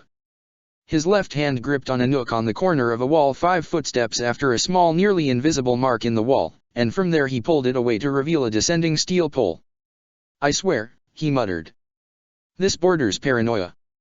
He descended the pipe, landing on the ground with a soft thud. He walked his way across a wide and flat surface of smooth stone, once a cave and now reworked to resemble a training ground. Blaring white lights shone from the ceiling. Masked people with blank masks without the colors so typical of Umbu trained in an eerie silence around him. He had little doubt that hadn't they been warned of his arrival, he wouldn't have taken a step further. Danzo-sama is this way, Harano-san, a dark-haired and pale white-skinned man said, the only one without a mask and with a fake and empty smile on his face. He guided him quietly, without saying another word. A wooden door, the type usually found in old houses, easily slid aside as the man let him through and into Danzo's office within the underground base. Harano-san, you are on schedule, he remarked. Shinku sat at the offered chair, as the guard disappeared, closing the door behind him. Danzo's office looked normal, with a small amount of papers on a desk, a shelf, a few chairs and nothing else. It was a simple thing, without any frills or luxurious objects hanging around. What we discussed. Shinku began, only for the Yami of Shinobi to interrupt him. Yes, Danzo nodded firmly. It can be done, he remarked. What I am curious about, the man murmured, is why you came to me. The others would have either dissuaded me or trained me softly. I don't have the time for that. I have less than 2 months to be ready, and I will not stand in the back as Konoha shinobi are slaughtered in front of me. Danzo's only visible eye narrowed. You wish to repay the Yondame's sacrifice, do you? Yes, he said, nodding once with his jaw squared. I can help you with that, but the training will be gruesome. I will take a stake in your training, but everything you learn, will have to remain a secret between us. There are things that would be problematic for Konoha, should they be uncovered by third parties. Like what? Shinku asked softly. Calmly, Danzo pulled Shinku's right hand covered in a strange golden contraption on the table from behind his desk. I took the liberty of recovering your arm. Shinku's breath caught in his throat, his eyes bugging out at the sight of his limb. Wasn't it recovered by Umbu? Root forces are Umbu, Danzo remarked. Of course mine is only a suggestion, he added, but reattaching this arm. How? Shinku pressed on, how would you go about reattaching a limb Tsunade of the Sun claimed unsalvageable? Danzo smiled, before replying, because she did not possess the first-hand knowledge I do have. His left hand tapped his own right, covered in the same golden contraptions as Shinku's torn limb. We can begin the operation and have it reattached within the end of the day, Harano. Once that is done, your training can begin in earnest. Why is it covered? Unless kept under control, the arm naturally tends to transform once a specific trigger is activated. The presence of specific types of chakra, in particular, makes it react. Like Naruko's Kyuubi transformation. That or any type of chakra laced with the Mokuton affinity, Danzo continued. This means that once the arm is reattached, it will keep on siphoning your chakra, although it is something that can be controlled with intensive training.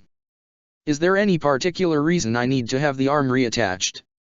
He asked. Couldn't I work to fight without? The cells within the arm belong to Hashirama Senjo, the first Hokage, Danzo said. Having his cells within your body will grant you a boost, shall we say? You will need all the help you can get if your wish to become an S-rank shinobi is to become reality in less than 2 months. His eyes narrowed. It will not be an easy task even with both limb, rest assured. Shinku clenched his fist, looking to his right side where the empty air seemed to mock him. He could be complete again. He could fight once more, and maybe finally reach his teammates. He just had to be willing to go to any extreme to achieve it. He already knew the answer. Let's proceed then, murmured Shinku, his eyes narrow and determined. We don't have time to waste. In the training grounds where her father had mastered the Hiraishin, Nariko flashed from one seal to another. The displacement was instantaneous, but she still had to work on applying the seal with the touch of the hand. Her mind, however, wandered elsewhere. She didn't know all that much about Shimura. What she knew from her father's ranting was that he wasn't good news at all. Shinku was an adult, he'd know what he would be getting into, and her father had been the one to suggest such a partnership to begin with. Yamato-san watched her train, ready to intervene if the Kyuubi decided to overreact, while Sai had just then barely arrived apparently, he too could be late. She stopped using the Hiraishin as she landed softly on the wooden surface of the bridge crossing over a river. There was even a small waterfall in the side of the cliff, where the training grounds were. She crossed her arms over the rail, gazing at the running water. A few carps came to the surface, the dumb fishes probably thinking she had some bread or something for them to eat. She snorted. Exhaling, she turned to look at the bright blue sky and the overhanging clouds of white. They looked like fluffy cotton balls. It was such a peaceful thing. She clapped her hands against her cheeks, before flashing back to where the others were. She couldn't dally around like that. Konoha's well-being depended on her. Tsunade looked out of the window of the Hokage office, her eyes circled by deep rings of lack of sleep. I thought I had it all planned out, she muttered. I'd take a nice stress-releasing vacation, leave Sasuke and Shizune in charge of the hospital, and then go on a drinking and gambling spree around the world. I didn't think I'd have to take the Hokage's hat. Jiraiya grumbled, looking at the empty sake cup in his hand. And Madara? Uchiha Madara? He's alive with the technique of the Nidaime? I wouldn't believe anyone else but you, spouting such nonsense, Tsunade murmured. The Uchiha's clan ancestor, still alive after all this time, how can we possibly face a man said to have the power to change the very landscape? And he's guarding a Megakure, of all things. Had you any luck in tracking down the Akatsuki? Jiraiya remarked. No, Tsunade shook her head. They're slippery. I sent all able-bodied men and women I could on the chase, but none are reporting back. It's like they literally disappeared from the face of the elemental countries. IWA is reinforcing the borders of the Land of Earth, as Suna is doing the same for the Land of Wind. So we can only wait for Kumo and Kiri's reinforcements, before striking. Jiraiya exhaled. We'll need more than just an army.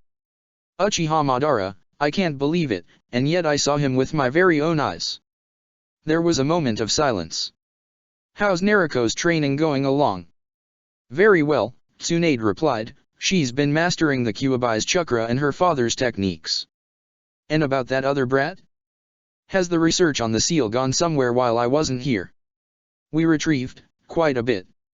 And with a recent addition of one of Orochimaru's assistants and the base bloodline the seal is based on, there is a high chance we'll finally be able to crack the seal and get rid of its noxious chakra. Good, that's good, Jiraiya exhaled. You know, what about that third one? You mean Harano? Yeah, him, Jiraiya rolled his eyes. He was awfully close to Nariko when I stumbled upon them. I wouldn't be surprised, replied Tsunade, they are dating, you know. It was actually the close of living together.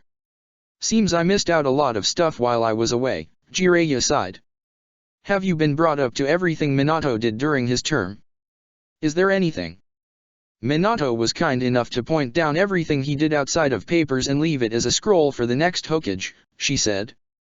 Now, concerning never mind, Jiraiya shrugged. It's not like I enjoy pushing my nose in other people's romances. It gives me a bad vibe, and karma is a bitch if you try it anyway. What about you though? Found anyone while? The Jiraiya-shaped hole in the wall would take a few hours to repair. Tsunade sighed in disbelief as he watched the trail of smoke of the ascending Jiraiya rocket, propelled by the strength of her fist. Still, she now had a small smile on her lips.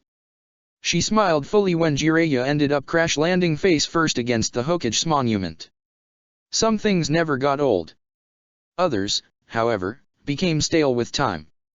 She returned to her desk, carefully opening the scroll with the replies of the other nation's cage. There was no time for meetings. They would come to Konoha. They would all come to Konoha at the head of their shinobi armies, and then they would strike and deal on the charred rests of Omegakure. Minato had been the one to cinch the deal with not using Naruko, but without him, without there being another Hiraishin user. It fell to Naruko to sustain the front line. She bit her lips and exhaled. They were all coming to Konoha, and they would all be there by the end of the week. It was 1 week of peace, before the return of her recurring headaches, at least. Naruko closed her eyes, her legs crossed in her breathing evening out. She pulled the Kyuubi's chakra towards her, and suddenly she turned a bright crimson and orange color. Her senses expanded, and with a cheesy grin, she looked over the village.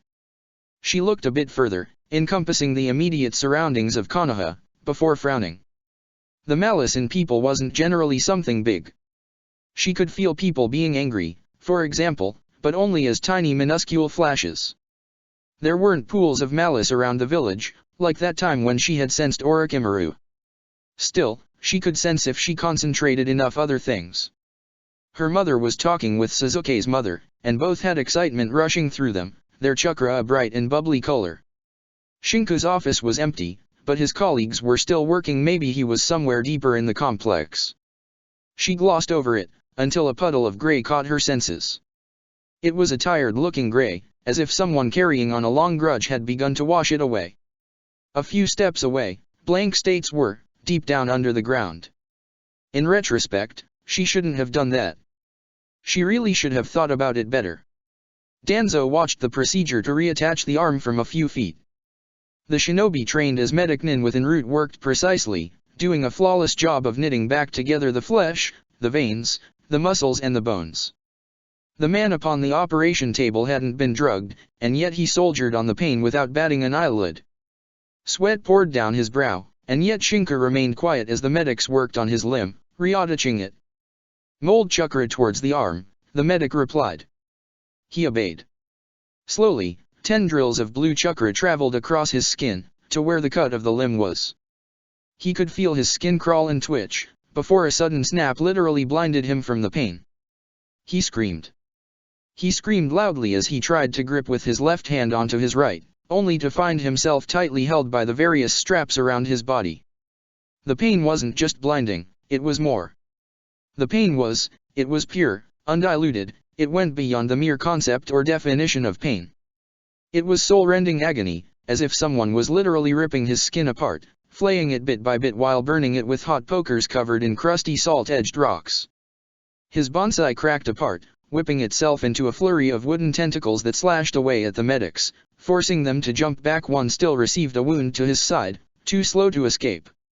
The wooden branches sliced and pushed above the skin, closing in a spiral-like form around his burnt and broken limb, crushing it, tearing it apart and remolding it. The straps snapped as Shinku fell off the bed. He trembled, his body sticky with sweat. The medical garb he wore stuck to his skin, even as he held on firmly to his right arm with his left. He breathed deeply, gripping onto the renewed limb that seemed to be pulsing, breathing, and even outright living.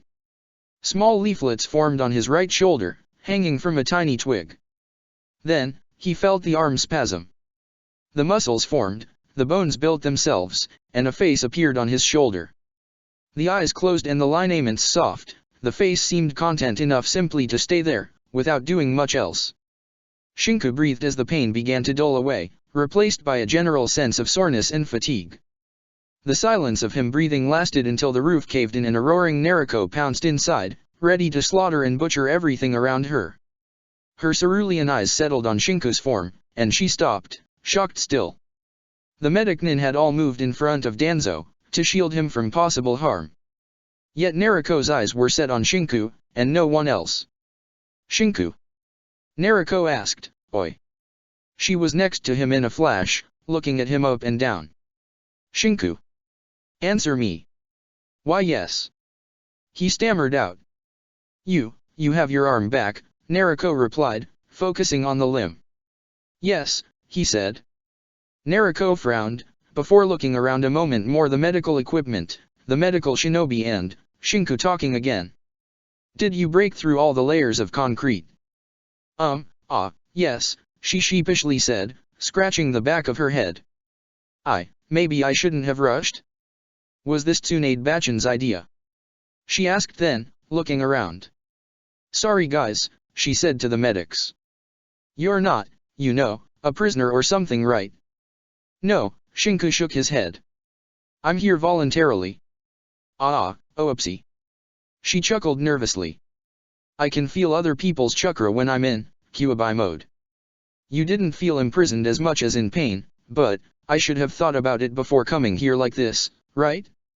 Maybe I overreacted a bit? Just a tiny bit? Sorry guys, didn't hurt any of you, did I?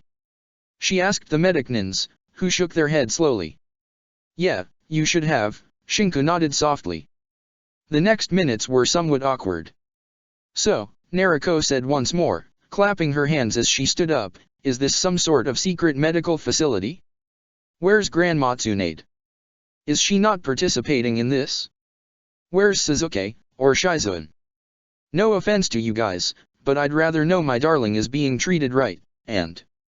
They weren't informed, Shinku said, averting his gaze. Nobody was meant to be informed of the procedure. Naruko blinked. How were you going to keep the new arm a secret? I mean, it's an arm. I wasn't, but the procedure for the reattachment of the arm and the knowledge on how to do such a thing had to remain a secret, he acquiesced.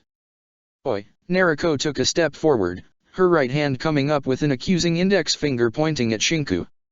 You know my policy on keeping secrets. Shinku clenched his right fist, grounding his teeth as pain shot through his limb. I had to do it. There's too much at stake for me to just sit in an office and wait for the Akatsuki to come and get you. I needed a fighting chance, he wobbled closer to her too. I needed this.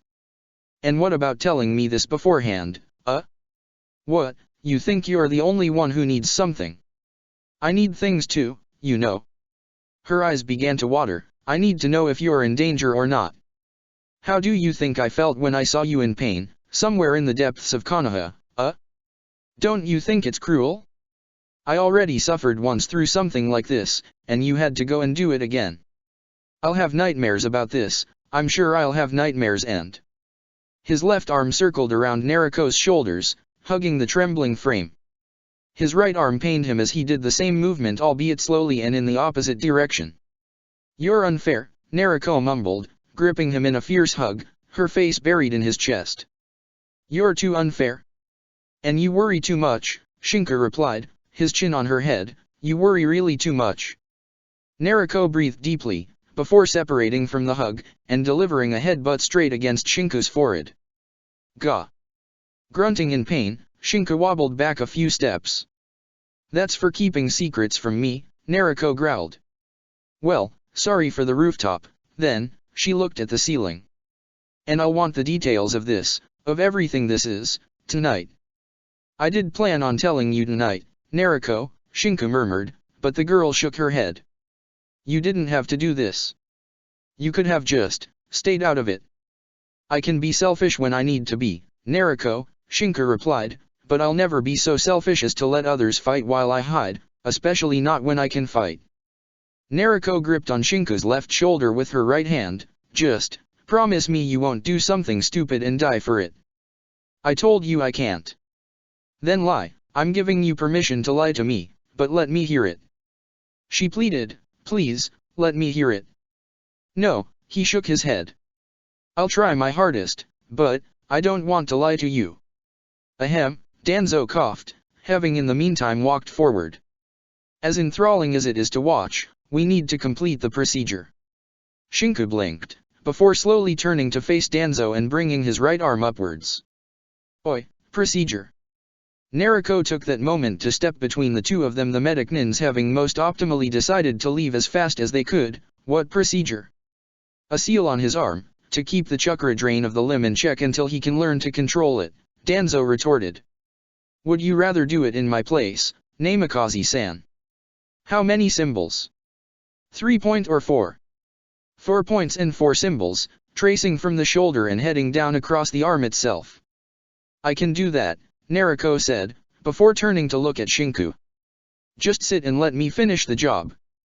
This will also give us time to talk about what you're brilliantly planning on doing behind my back. You don't really think I'm going to just watch as you return to active service, right, darling?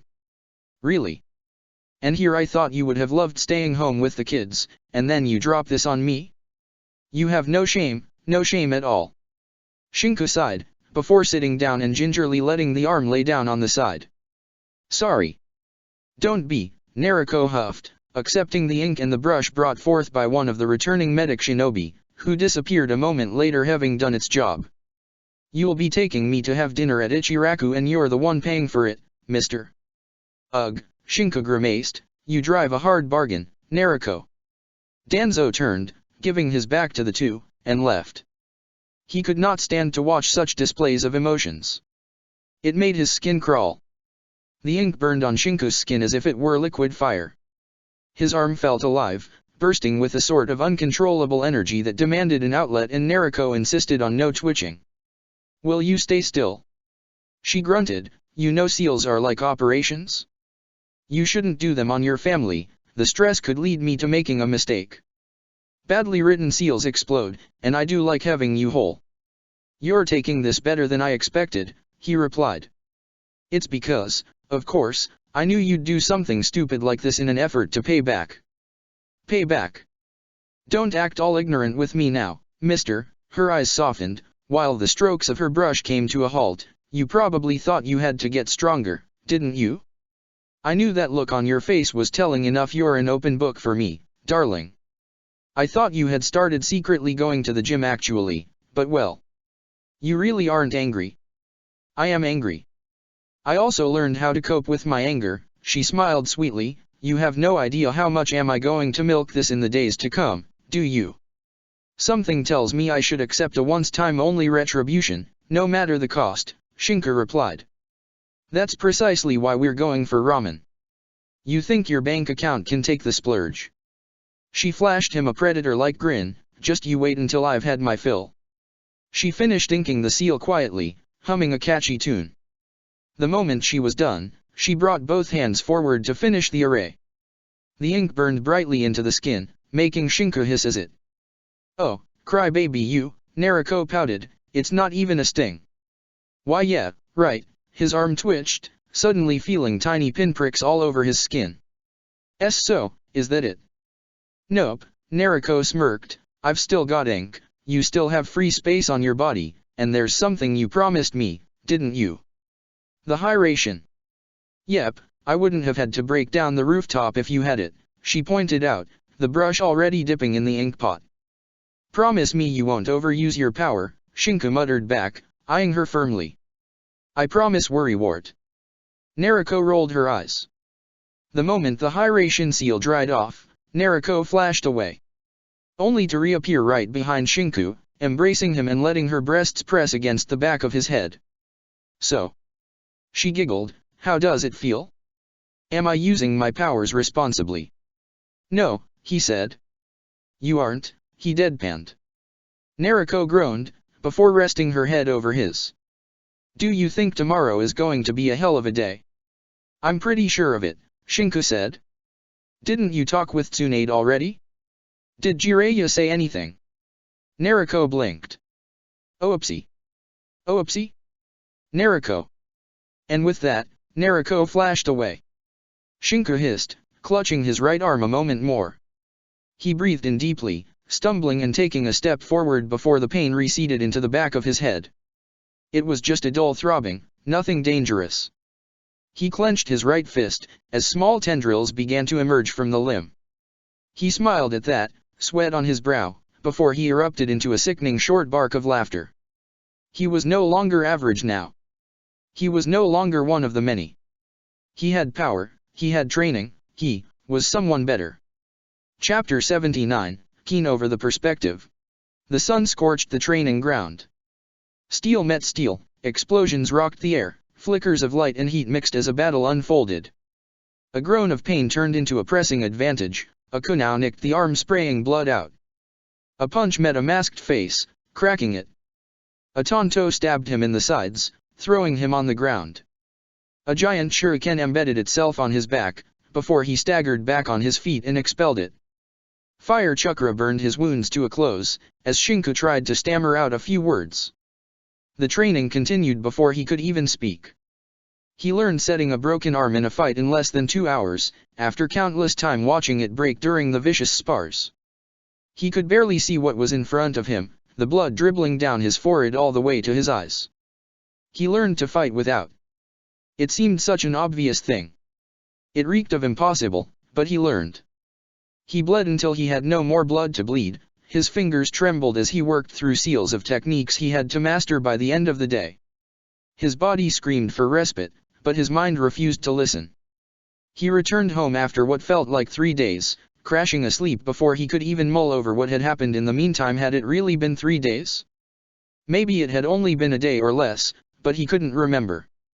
He couldn't remember much. It was all a fog.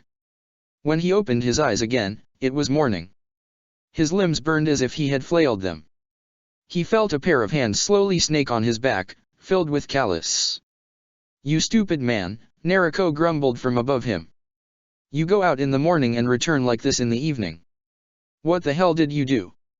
Shinku's eyes closed once more. Only an afternoon? Why, to him, it had felt like 3 days.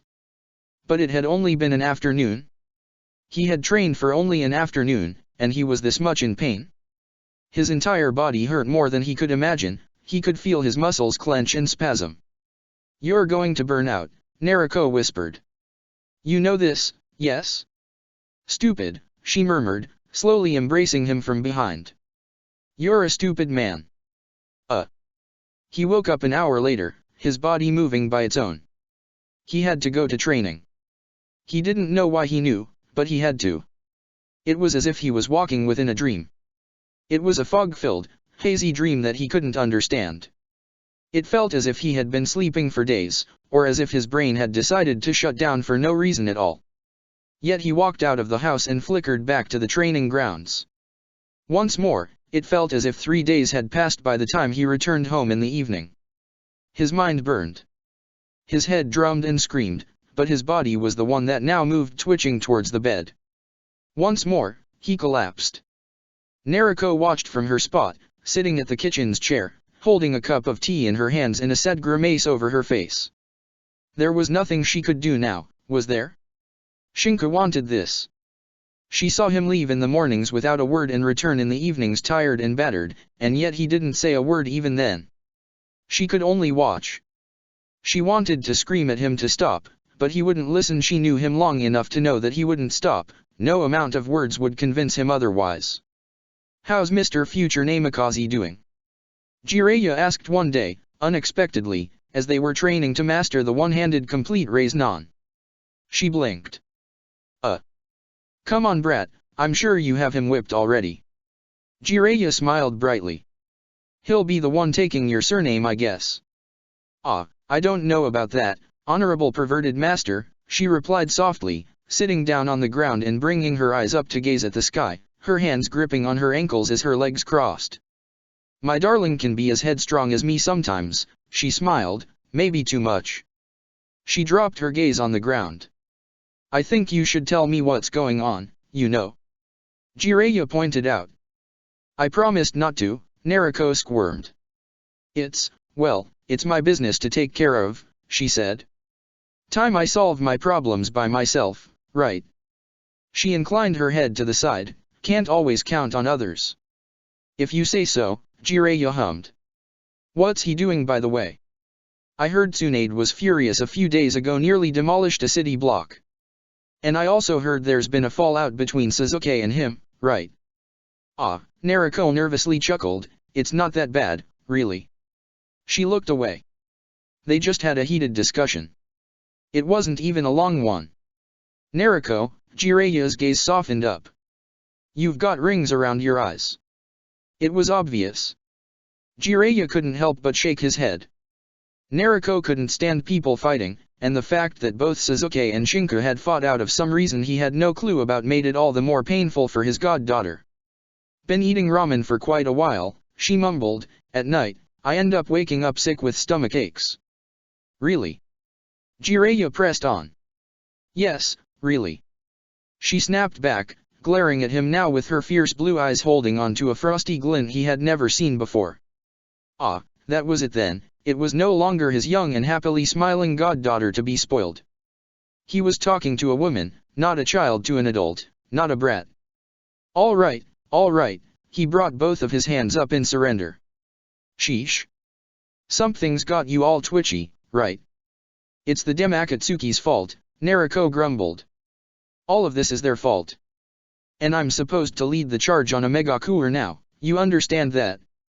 She slammed her right fist on the ground, cracking it as a cloud of dust lifted from the point of impact. I'm supposed to be the one to yell the charge, because I'm good for morale, I'm the strongest shinobi Konoha has, and then I'm supposed to make sure everyone signs the new peace deals and keep to them. I'm supposed to do that while somewhere else, the rest of my generation will engage to stall S-rank shinobi. She had tears pooling at the corner of her eyes. It's not fair, perverted master. It's not fair. I'm meant to go with them, not engage against Uchiha Madara and hold him down. I mean, he's scary strong, isn't he? And I'm meant to engage him alone. I know I should trust the others, I know they're all strong, they're all training, getting better and better, but... She breathed, in and out, what if I'm not strong enough? What if, even after everything, I'm not strong enough? Crippling self-doubt, from you of all people. It's not like that, Naruko hissed, it's more than that. I accept this burden, she gripped her stomach, I understand I'm the one meant to do this. I got it. I know this is what I have to do because I'm the only one who can, but then what? What will happen after?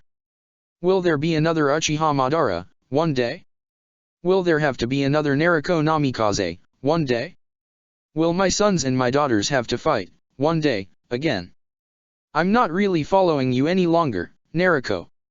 You wrote about the cycle of violence in your book, she whispered, and I can't help but think that even if I do stop him, even if I do bring peace, one day, it will break.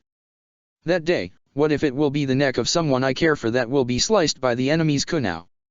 What then? Will I wail, and cry, and remember him as he was alive? Oh. Jiraiya's eyes widened. I see now what the problem is, you're afraid. Fear is good, Naruko grumbled, clutching her knees. I'm not afraid for myself. I'm afraid things will happen again, once more out of my control to keep in check. I don't think I'm that strong, I don't think I'd be able to reason at all, if something else happened. Self-control. I'm pitiful, I feel like closing myself from the world and curling up in a ball under a blanket somewhere, ignoring everything else around me. She pushed her face against her knees. I hate it. I hate it all. People are going to die, and there's nothing I can do, is there? Kid, Jiraiya had reached her, and now knelt nearby, a hand on her shoulder. Sometimes, things happen. You can't control everything. You can't be sure of everything that will happen on a mission. Sometimes, things go wrong. Sometimes they don't. People have died since the start of time, and they will keep on dying even after you and I will both be long gone. What we can do is make the most out of the time we have left on this earth of ours. He smiled. And live a merry and good life, doing everything in our power to save those we can, to fight for what we believe in and to never give up on hope. One day, you'll wake up and see the world as a beautiful place, as the veil of darkness shifts and disappears, like a bad nightmare finally forgotten. Really? Naruko mumbled. Yes, Jiraiya nodded. You just need to follow your heart, kid, he flicked her nose. And whatever happens, whenever you feel like just curling up and hiding, remember that the true heroes are not those who fall and weep in the darkness, but those who keep on standing tall, high, and proud even after they have been defeated countless of times. They are those who never cease to fight, even when all hope is lost and there is nothing around them.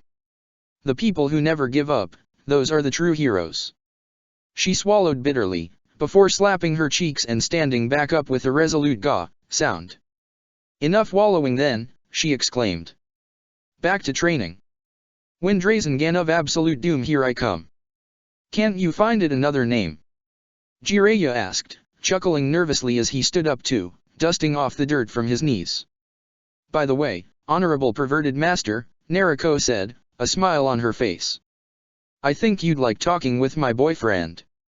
Ah. Then the part of the evil and extremely angry godfather must come to me, Jiraiya cackled evilly. I will do my utmost best then, and I will show him what it means to make my goddaughter cry. I will make him an offer he can't refuse. He snapped his fingers, conjuring forth a scroll. Now, where did I leave the horse head? Honorable Perverted Master. Naruko whined, this is embarrassing. Elsewhere, blood flowed freely once more. A stab, a shuriken, a barbed wire that prickled the skin, the pain shot through his body as he fought on, each minute an everlasting agony stronger than the previous one. The fog slowly began to clear as the vision stopped blurring.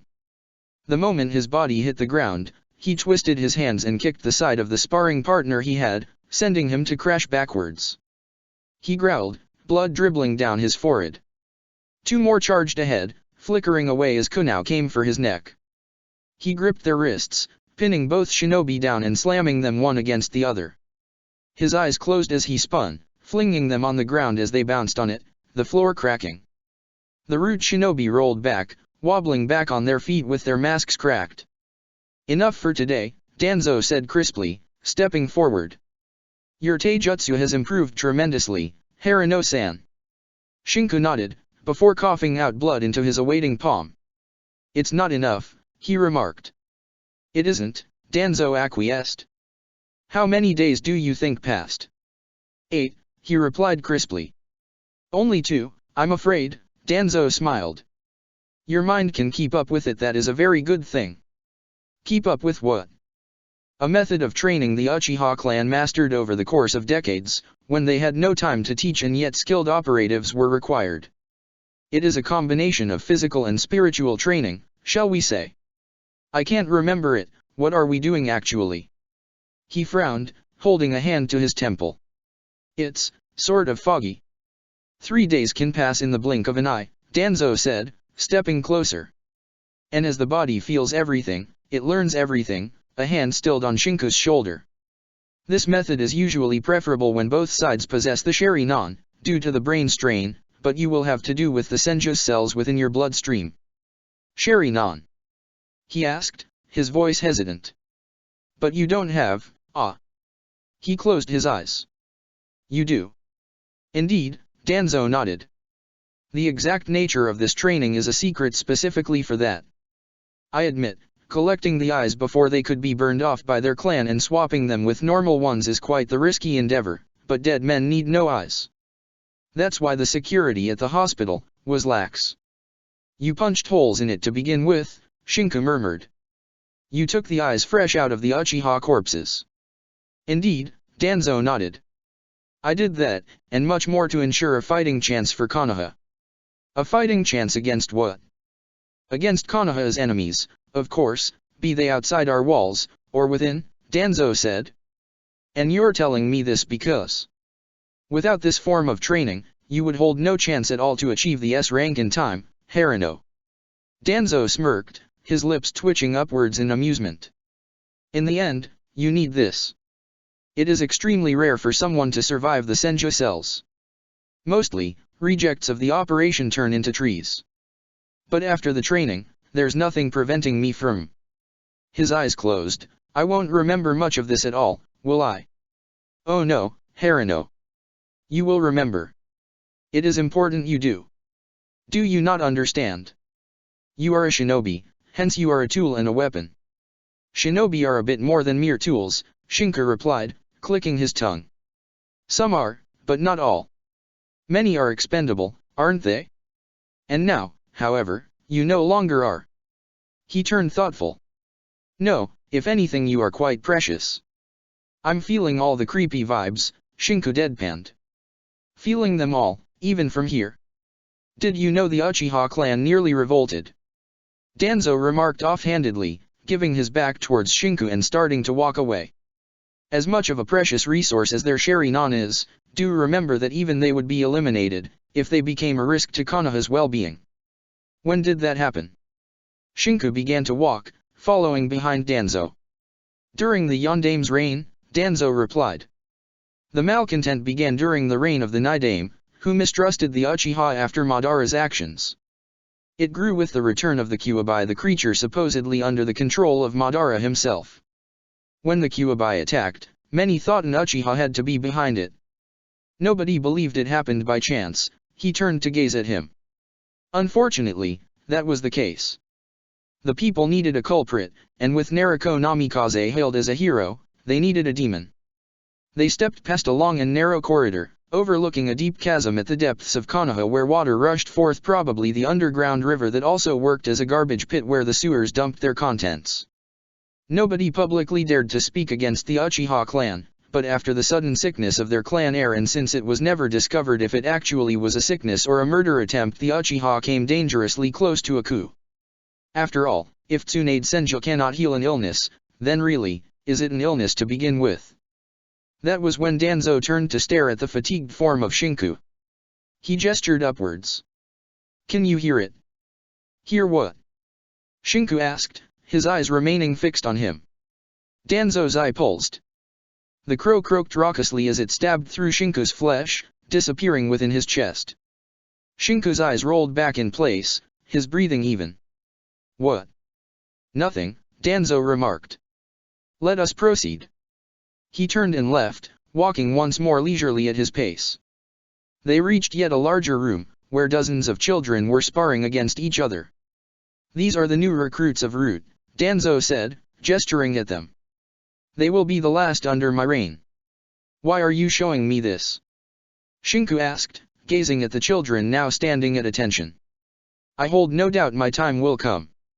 As the storm dies, the last remnants of the bloody leaf will disappear with the ripples in the water, he smirked. If that happens, I want someone to know this. All that I did, all that I sacrificed, I did it for Konoha first and foremost. Shinku remained quiet. And when my time will come, I hope someone else will pick up my mantle. Maybe what I did might sound heartless, but I always did the right thing in the end. Shinku did not say a word. Take your time in thinking over my words, Harano, Danzo acquiesced. I will be seeing you tomorrow again. Shinku left quickly.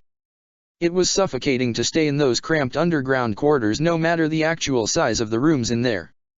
The moment he was outside, he breathed in the fresh air and took in the chaos of the bustling village during the evening.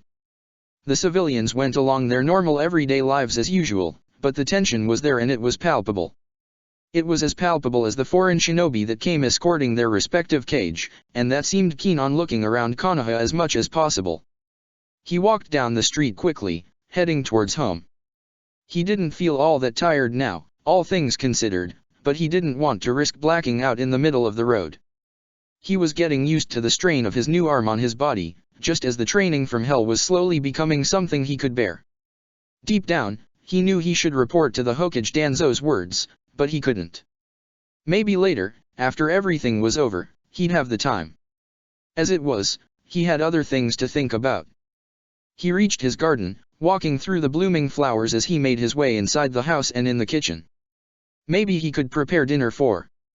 Darling, welcome home. Naruko exclaimed, a cheesy grin on her face. What are you wearing? He spluttered out, bringing a hand up to cover his eyes. The moment he did, he heard a cawing sound. It lasted briefly a second, but by the time he gazed back at the Naruko's bountiful he brought his hand back up to keep his sight obscured. A moment later, Naruko's voice reached him with its usual teasing tone. Aha! I knew it. I knew this would work. Finally. She walked in front of him, her hands behind her back and the smile never leaving her face. So, would you rather have dinner, a bath, or would you have me? Put on some clothes, Shinku managed to choke out. Ma. It's the naked apron scene. Come on. Be a man. I am most likely a man, and the answer is to put on some clothes now, he hissed out. There's still the swimsuit bath scene anyway, Nariko grumbled.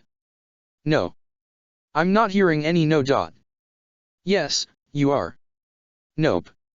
And after the swimsuit bath, there is also the tickling in the bed, the sappy movie, the flirty grab of the grabbing that cannot be flirty, no matter what words you use.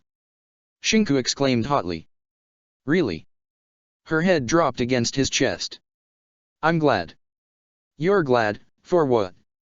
Your chakra's warm again. He carefully dropped his hand, gazing down at the mostly naked Nariko. Come on, put on some clothes and then we can talk. This is the Warak no Jutsu, you pervert, Nariko giggled as she puffed into smoke, revealing her dressed attire. I call it the naked apron variant. Why you? Nariko gave him quick hug, before separating and heading towards the bubbling pot on the fire.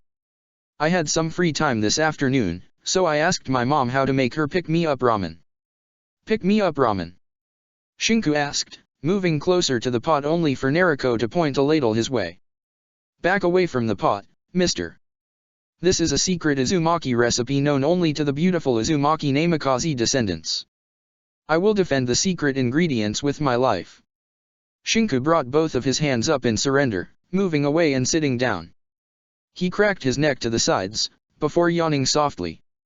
What did you mean with, my chakra's warm? He asked, crossing his arms on the table and dropping his chin onto it.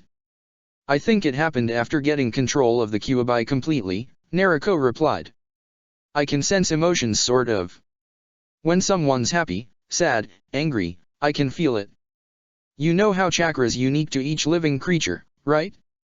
Chakra has its own signature, and well, that's all. Your chakra was getting cold, and now it's warm again. Shinku turned thoughtful. I have no idea why.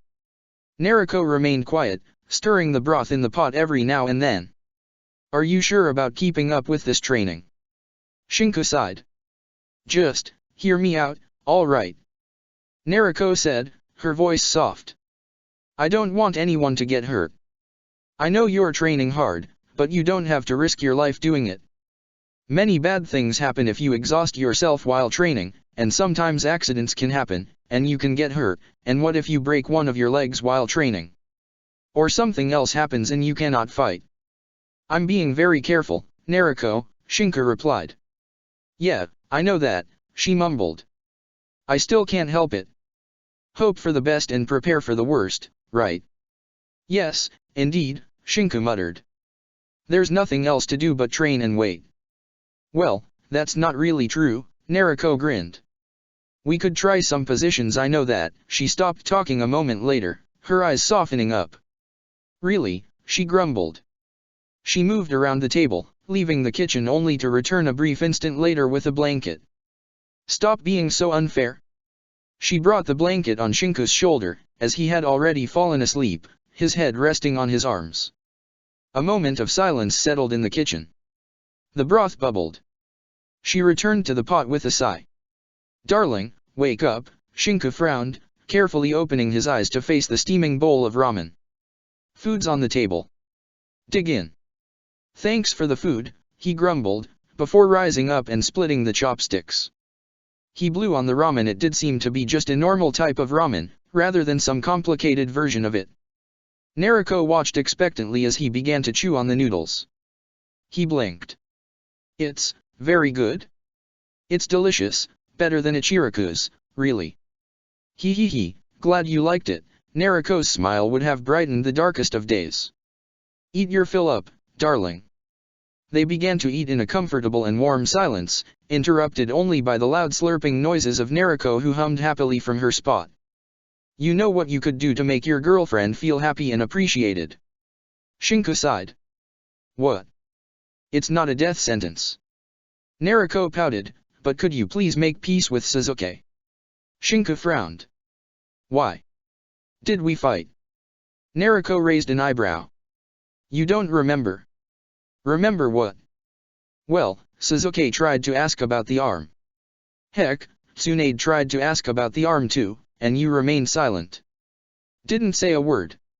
I assure you, it was somewhat scary watching you just stare down at both of them. Then you stood up and made to leave, and that's when Sasuke grabbed you. You fought with him just enough to get free and then you simply resumed walking away. You don't remember? No, I don't. Shinku closed his eyes, massaging his temples. I don't remember entering in any fights with anyone at all. Naruko didn't speak for a moment. When she did, her voice was soft. Are you still sure about training with Danzo? It's the only option I have, Naruko, Shinku exhaled. There are circumstances. Which are? She pressed on. Please don't ask me that, Shinku whispered. You know I'll tell you if you insist, but please don't ask me what they are. Naruko looked down at her empty bowl, before dropping the chopsticks inside. If this is so important to you, then fine, I won't pry. She raised her head to look straight at him.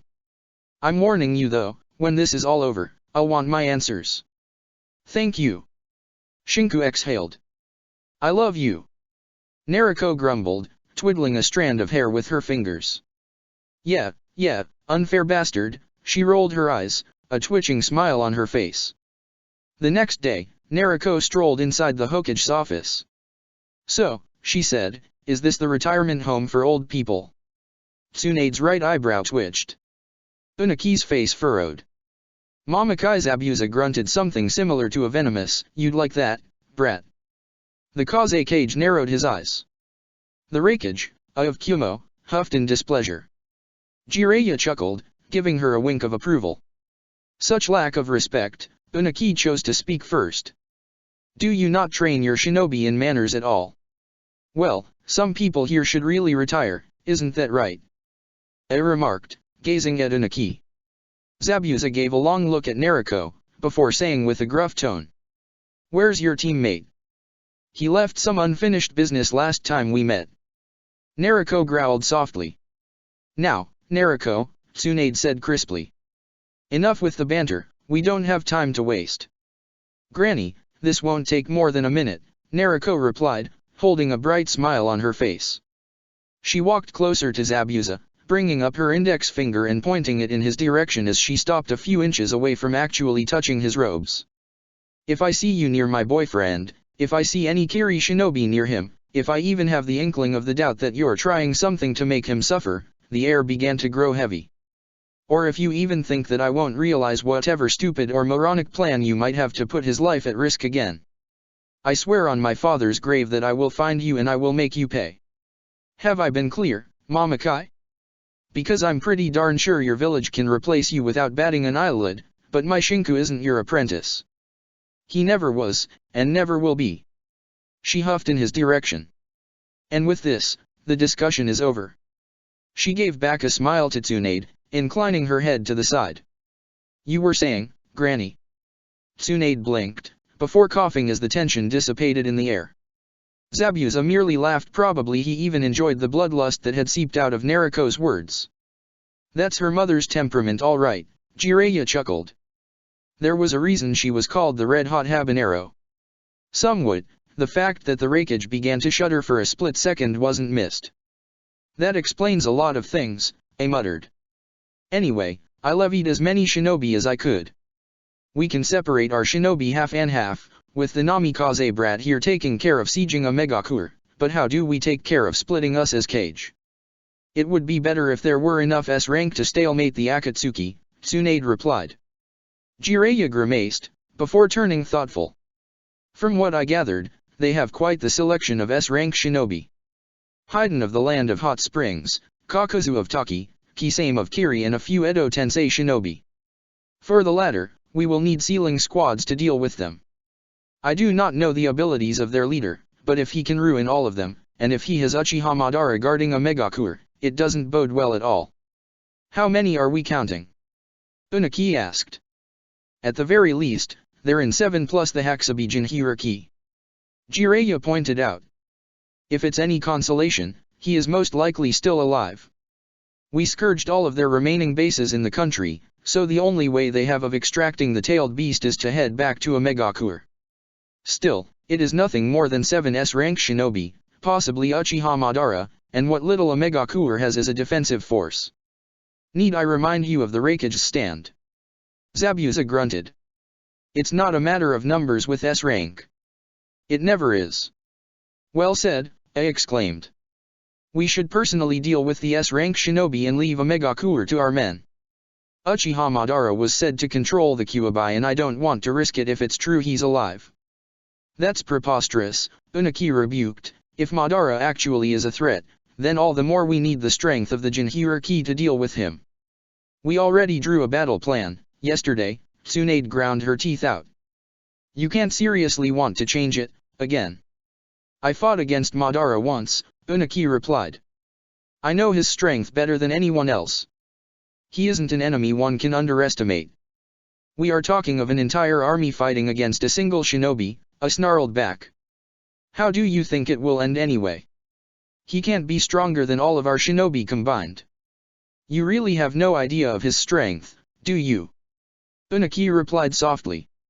I say we should deal with the Akatsuki first, Jiraiya pointed out, and rescue the Hakubi, he added. Afterwards, we can all head to support the army. Either way, one side is going to have to hold on for as long as possible. Tsunade massaged her temples. S-rank battles can go on for days depending on circumstances. She exhaled, loudly. Concerning that, Jiraiya said, if we could stretch the time before deployment of a few days, just a couple, really I might manage to have our little rascal here learn some new techniques. He inclined his head towards Naruko. It should make her even stronger. However, we'll have to leave Konoha for that, and there can't be any foreign observer. Usual tricks of Konoha shinobi then, Unaki snapped. Just say it, you want us to grind our men down, while you come off fresh later on. It's not about that, Unaki, Jiraiya retorted. I'm not asking you more information on Akatsuki, when you're the one who made quite a few deals with them, am I? Unaki snorted. As if you wouldn't bring that up, still we have yet to reach an agreement, don't we? Then reach one, Naruko stressed out, growling. How difficult can it be? I mean it. You're all Kage, no? Why can't we just take them down one at a time? If we start with aim fast, without waiting, and we take it, then there's nowhere the Akatsuki can go and they'll be forced to let the Hakubi go, right? But that would mean the Akatsuki would probably disband and go dormant, Tsunade replied. They'd wait years and then strike again. Duh, if I were so close to something like a powerful weapon like that, I'd charge ahead to complete it instead, Naruko snorted. Or I wouldn't try. I mean, if we defeat this Madara guy first, then we get back the Baijuyu, right? And we do that, then they'd have to start again from the beginning. And if they do that, then we can all meet and talk once more about how to deal with them, yeah? I mean, we are discussing peace talks afterwards, right? The Raikage frowned, before chuckling out loudly and clapping a hand on his thigh. I like that plan. Just charge ahead and destroy everything, Zabuza said. I like that too. Unaki snorted. If it means I won't have to die of old age here, then I'm all for it. You realize there's the risk of the Akatsuki coming closer to us and closing us in a pincer attack, Tsunade remarked. If that happens, the Kazekage said finally, speaking for the first time since the start of the meeting, I will ensure they cannot sneak on us. His eyes settled on Tsunade. I have a debt of blood with the Akatsuki that needs to be repaid, and the desert does not forgive. Naruko smiled brightly. She wondered why Granny Tsunade had to say that dealing with people like the Kage was so difficult. It had been a breeze. 2 hours later, she was wincing under the verbal assault of Tsunade as the rest of the Kage had left the office by then. You do realize, I hope, that I was trying to stall for time so that you could complete your training with Jiraiya. Sheesh, lay off it, Granny, Naruko rolled her eyes. I'm pretty strong as I am. I don't need any more training. She grinned. I'm absolutely awesome. You're starting to grow arrogant, that's what. Tsunade retorted. There's always someone stronger, Naruko. The will of fire. The will of fire didn't help my dad survive. Naruko did not growl back, but her voice was soft as she spoke, nor did it help the Sandaime or me. Sometimes you have to make compromises, Granny. So what if I won't have sage training? I'll still manage to win anyway. I always win. That's who I am, Naruko Namikaze, Jinhiriki of the Kyuubi, undefeated Kunoichi of the Leaf. I can't lose. Do you really believe that? Tsunade asked. Naruko's shoulders trembled, but she resolutely nodded after her outburst. You could send me alone and I'd win anyway, Granny. You know that. I know that. Everyone knows that. You don't know. I killed 2 of those S-rank shinobi with my bare hands. She yelled back, without even having the power of the Nine Tails completely at my disposal. And you expect me to think there's someone stronger than me in that group? Maybe their leader, maybe. But if there's really Uchiha Madara in aim, then I'll kick his ass. I'm used to kicking Sasuke's ass anyway, so where's the problem? Are you hearing yourself talking, Naruko? Tsunade asked, her voice now wary. You're talking like a raving madman. Naruko breathed in and out deeply, before narrowing her eyes. I'm not. She shot back, I'm talking like I mean business, because I mean business. I know what I can do. I can create an army of thousands. I can destroy a mountain. I can create a frigging lake, and you expect me to believe there's something, out there, as strong as me? Something I should train to meet and waste time on when there are people suffering right now, just to get ready for. She gasped for breath, closing her eyes and clenching the edge of the Hokage table. When this is over, she said, when we have the Baijuyu, we're not giving them back. She looked angrily at Tsunade. We're keeping them, we're holding them until the others have disarmed. Once they have removed their villages, we claim their lands for our own. She gritted her teeth. And that's final. Nobody put you in charge, brat, Tsunade grumbled. Are these the hormones speaking? Because. But I will be in charge, Granny, Naruko replied hotly. The question is whether I will be in charge sooner or later, her eyes narrowed. You might just not survive this war after all. And with that, she left carrying a storm on her back. Jiraiya was speechless. Tsunade's eyes looked sad, pained, and the bile that rose in her throat nearly made her retch. Was that, really Naruko? She asked, looking at the still open door. I don't know, Jiraiya whispered. I told her not to worry, apparently she just said what I wanted to hear, he clicked his tongue. But this is a bit too far even for her. I don't think she's an imposter, Tsunade said. And I hate having to say this, but we'll have to keep an eye on her. Jiraiya muttered a curse under his breath. We really didn't this rebellious attitude now, but her words, they reminded me of something, he turned thoughtful, no, actually, they reminded me of someone. It was in Danzo's offer to step down from Root, the one he made to Minato. The boy told me of the deal and I think it's pretty much. You think Danzo managed to convince her? No, Jiraiya shook his head. Danzo wouldn't, but he has been training her boyfriend, hasn't he? If he convinced him, and he convinced her. I doubt she'd bring it up like that. Convinced or not, that was actually like hearing Danzo talking. I'll need to have a look into it, Jiraiya acquiesced. It's going to be a hell of a day tomorrow, won't it? Don't tell me. Tsunade exhaled. If we want to get ready to siege Megakure with a short notice, it's not going to be pretty, calling back all the shinobi. Do what you can, I'll see if I can get to the bottom of Naruko's troubles. I swear, that brat is going to be the death of me, Jiraiya grumbled, disappearing in a flicker. Tsunade sighed, leaning back on her chair to stare at the ceiling. She couldn't suppress it though, the feeling that Naruko's words would become true. And somehow, a small and treacherous part of her, was fine with that. She had lived way too long anyway for her standards. Way too long. Chapter 80, Unfortunate Fortune. The sun was dying out over the horizon by the time he began his trek back home, after yet another grueling day of training. On the street, manifests warned about the incoming mobilization against Megakure. The people informed of the upcoming war had begun to stock food and goods, bringing up the prices, of course. Harinodano. A voice called to him. He blinked and stopped mid-step. The Dano suffix was something he had never heard before. He turned, frowning. A boy was running towards him, a genin with a smile and a visible limp. Hello, Shinku said. I knew I recognized you. The boy exclaimed, before gingerly showing off his forehead protector. See? I did it even without a leg. I'm a shinobi now. Shinku blinked. The boy without the leg. Right, how are things? The boy began to chat away, excitedly.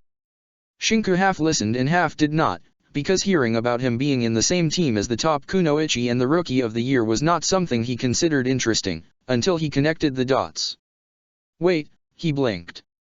You're in the same team as my sister. The boy looked up to him with wide eyes. She didn't tell you. It's been a while since I last talked to her, Shinku replied. I'm quite busy. Of course, the boy nodded hastily. Haranodano must be doing a lot of secret work. That's what Mai says anyway. Is your team going to be deployed on the field? Well, not really, he sheepishly replied. We'll be doing patrols around the village, but they'll be valued as C ranks, so they probably won't be that boring. I see, Shinku replied. He looked upwards. It's getting late, your father is going to worry about you if you don't go back home soon. He gave him a pat on the shoulder. Train hard and keep an eye out for my sister, all right? Will do, sir. The boy military saluted, before running off. Shinku exhaled. He didn't even know the boy's name to begin with. He once more tried to return home. Tried was the key term, because someone else stopped him yet again. Kakashi, holding on to a recently minted edition of Ika Ika Make Love Not War Tactics, waved at him. Kakashi-sensei. A little bird told me you're training very, very hard. His eye smiled. And another told me you had a little fight with your family medic. I don't recall actually naming Sasuke my family medic, Shinku deadpanned, but I can't actually remember the fight itself. I probably fell asleep and sleepwalked my way out of there. Funny you say that, Kakashi remarked. If that was the case, then I should start training people in their sleep. Give them some headphones before they go to bed, Shinku snorted, stopping his walk. It's been a while since we last talked. Been busy, Kakashi replied. We'll have to catch up after the war then, Shinku sighed. Hopefully, you won't die of old age or have a heart attack. Kakashi delivered him a half-hearted glare. You're assigned to me, you know that. What? Shinku blinked. No, I'm not. I'm in charge of the village's defenses. I have to stay here and coordinate. Kakashi grinned. There has been a change of plans. We won't wait for them to bring the battle to us. We will bring it to them. Less chance of civilian casualties that way, don't you think? Oh? That's good, I suppose. Shinku frowned. Where and when am I going to be briefed? Kakashi sighed. Come by tomorrow morning at the Umbu Lounge. Your mask's already waiting for you back home. Shinku's eyes widened, before he narrowed and glared back at Kakashi. You couldn't deliver it in person. Why would I? You were going to tell Naruko anyway, he shrugged. This way, you can't leave it to the last minute. So we're leaving tomorrow. Shinku grimaced. I thought I had more time. It will take us a couple of weeks to reach Omegakure while keeping ourselves low, Kakashi said. We'll be traveling light, so don't carry more than one scroll. Will do, Shinku nodded. Although. He once more looked up at the sky. How about you do me a favor, Kakashi-sensei? Kakashi's lone eye narrowed. I'm going to regret it, ain't I? Yes, Shinku replied. You are. I want more details about this plan now. I'm the one who has to talk with Naruko after this, you know. Kakashi's shoulders slumped. Fair's fair, although they're just going to reiterate it tomorrow morning. They walked out of the main street and towards an empty alley, where they both settled their backs against the wall. Jiraiya-sama didn't manage a successful infiltration when he first arrived, although he did manage to get a feel of the city and the main defenses. Omegakure's surrounded by a large lake filled with chakra-sensitive water. You can't run on it, and the rain itself appears chakra-laced. If you use chakra, you're detected. That's not normally a problem. It's a shinobi village, of course people are going to use chakra. This is all conjecture on Jiraiya-sama's part, but there must be something that makes the rain not react to Omegakure shinobi. So, what? So our objective and that of the other teams will be to get our hands on a patrol of AIM shinobi without using chakra. Shinku sucked in air sharply. Now I get why I was chosen, but who else? Hanabi-chan and Yojeo-chan. Kakashi's eye smiled once more. We'll be a 4-man team with a Hyuga. You can't get any better than this. And what if we're discovered? Shinku pressed on. I think you know about that Madara. If he's an Uchiha and we use a henge, he'll discover us in no time. That's why we'll lay low. We'll be acting as sleeper cells. We need only to infiltrate and, when the time comes, start a distraction. You're still a fond user of explosive tags, aren't you? I do have gunpowder barrels, yes. Shinku clicked his tongue. That doesn't mean I'm a fond user of explosions. I've got a bit of both. Good, Kakashi smiled. Well, that's the plan anyway. A Megakure teams usually have 3 or 4 elements.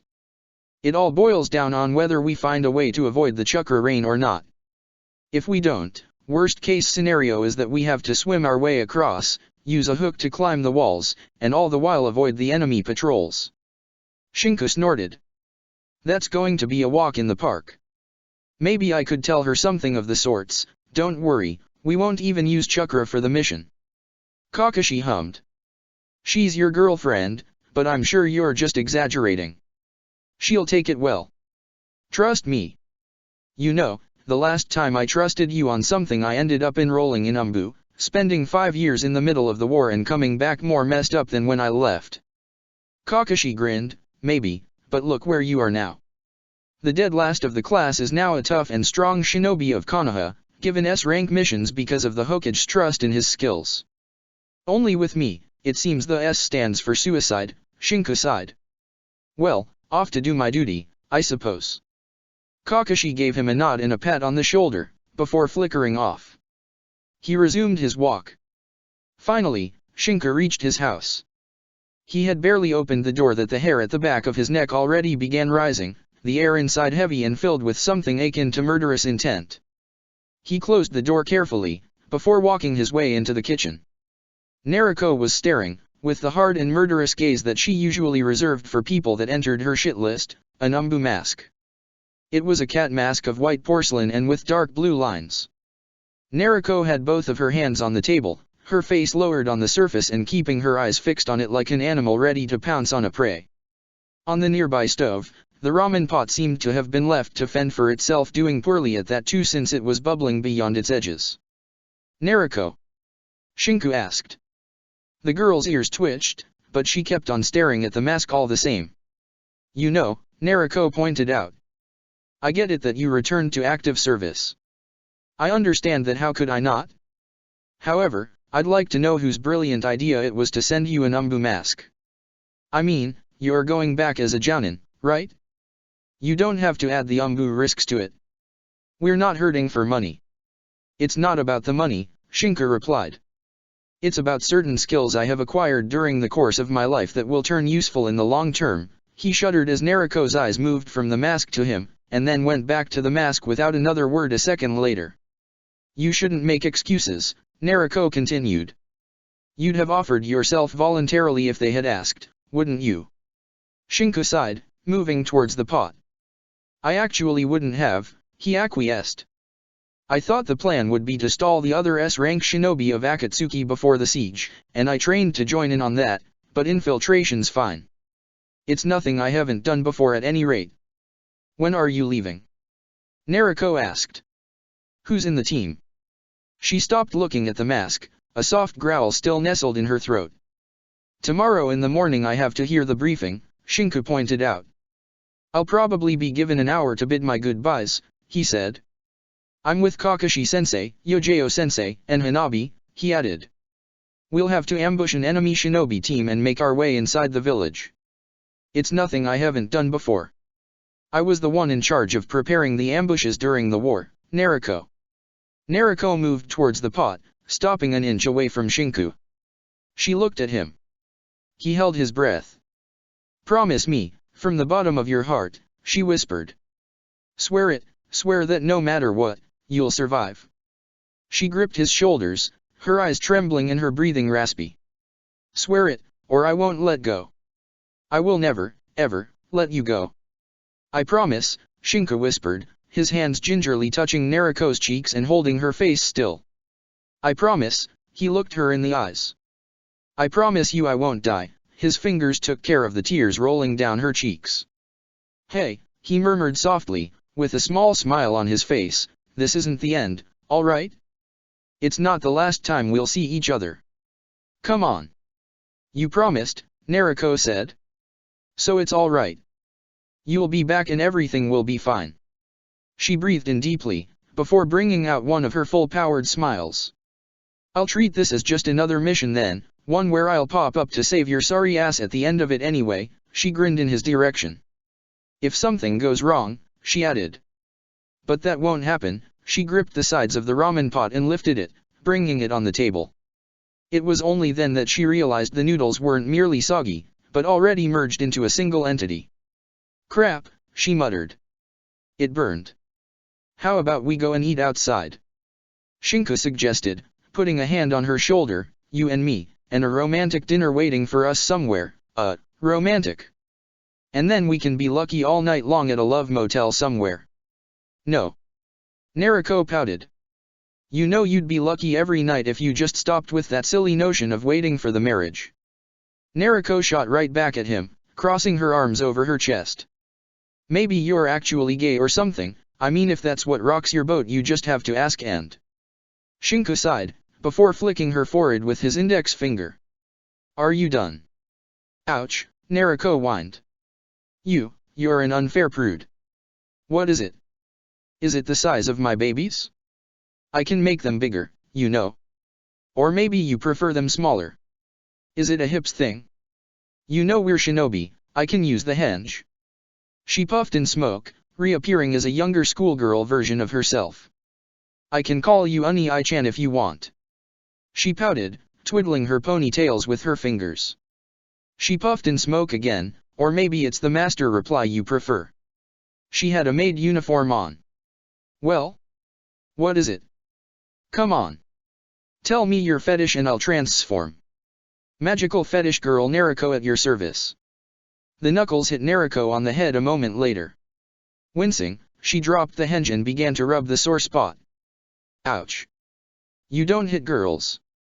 Shinka stared in silence for a moment, before bursting out in laughter, hugging Nariko tightly and lifting her up.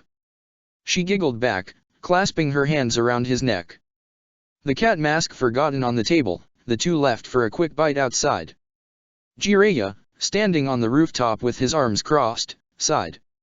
He still had to talk to the brat, but that would have to wait. On the other hand, his imagination began to run. Ika Ika, Perverted Magical Maid Sister Deluxe. Could very well be the title of his next book. The next morning, Shinka left the house with a kiss on his lips and the mask on his face. His happiness evaporated like snow on a summer day the moment he stood to attention together with a few dozens of fellow Umbu. The briefing, in the cool interior of the Umbu headquarters, was usually the prerogative of the Jounin commander. This time, it was the Hokage herself who spoke. You are wondering why so many of you are sent on this delicate mission, she began. Next to her, Shikaku Nara stood silent. Jiraiya of the Sunin was with his back against a wall, looking at the rows of shinobi with their white mask and dark uniforms. You won't be the only one, Tsunade replied.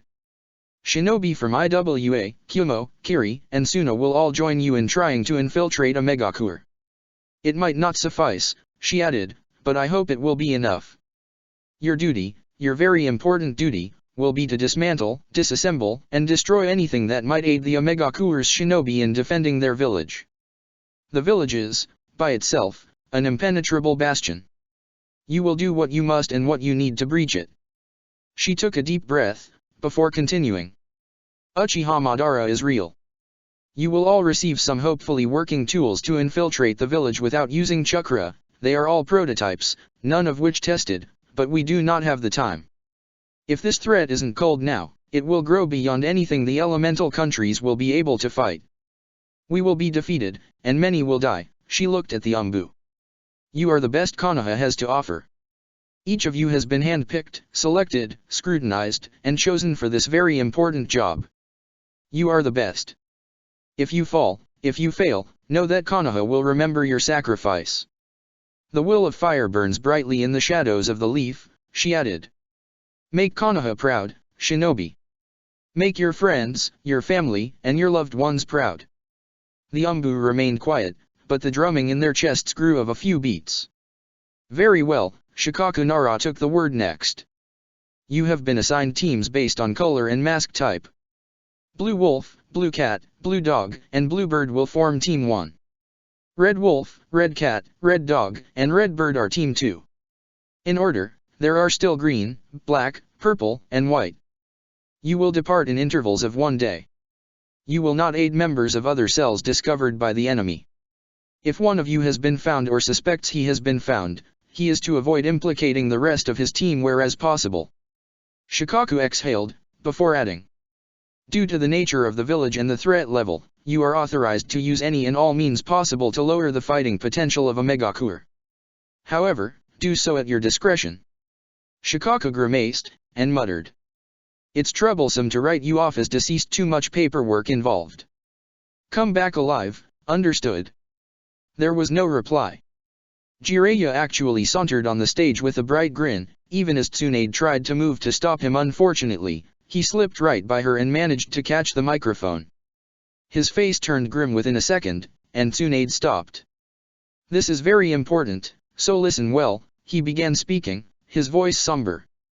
A Megakure shinobi are renowned for a sensing technique known as rain at will. Whenever the rain encounters chakra, it reacts.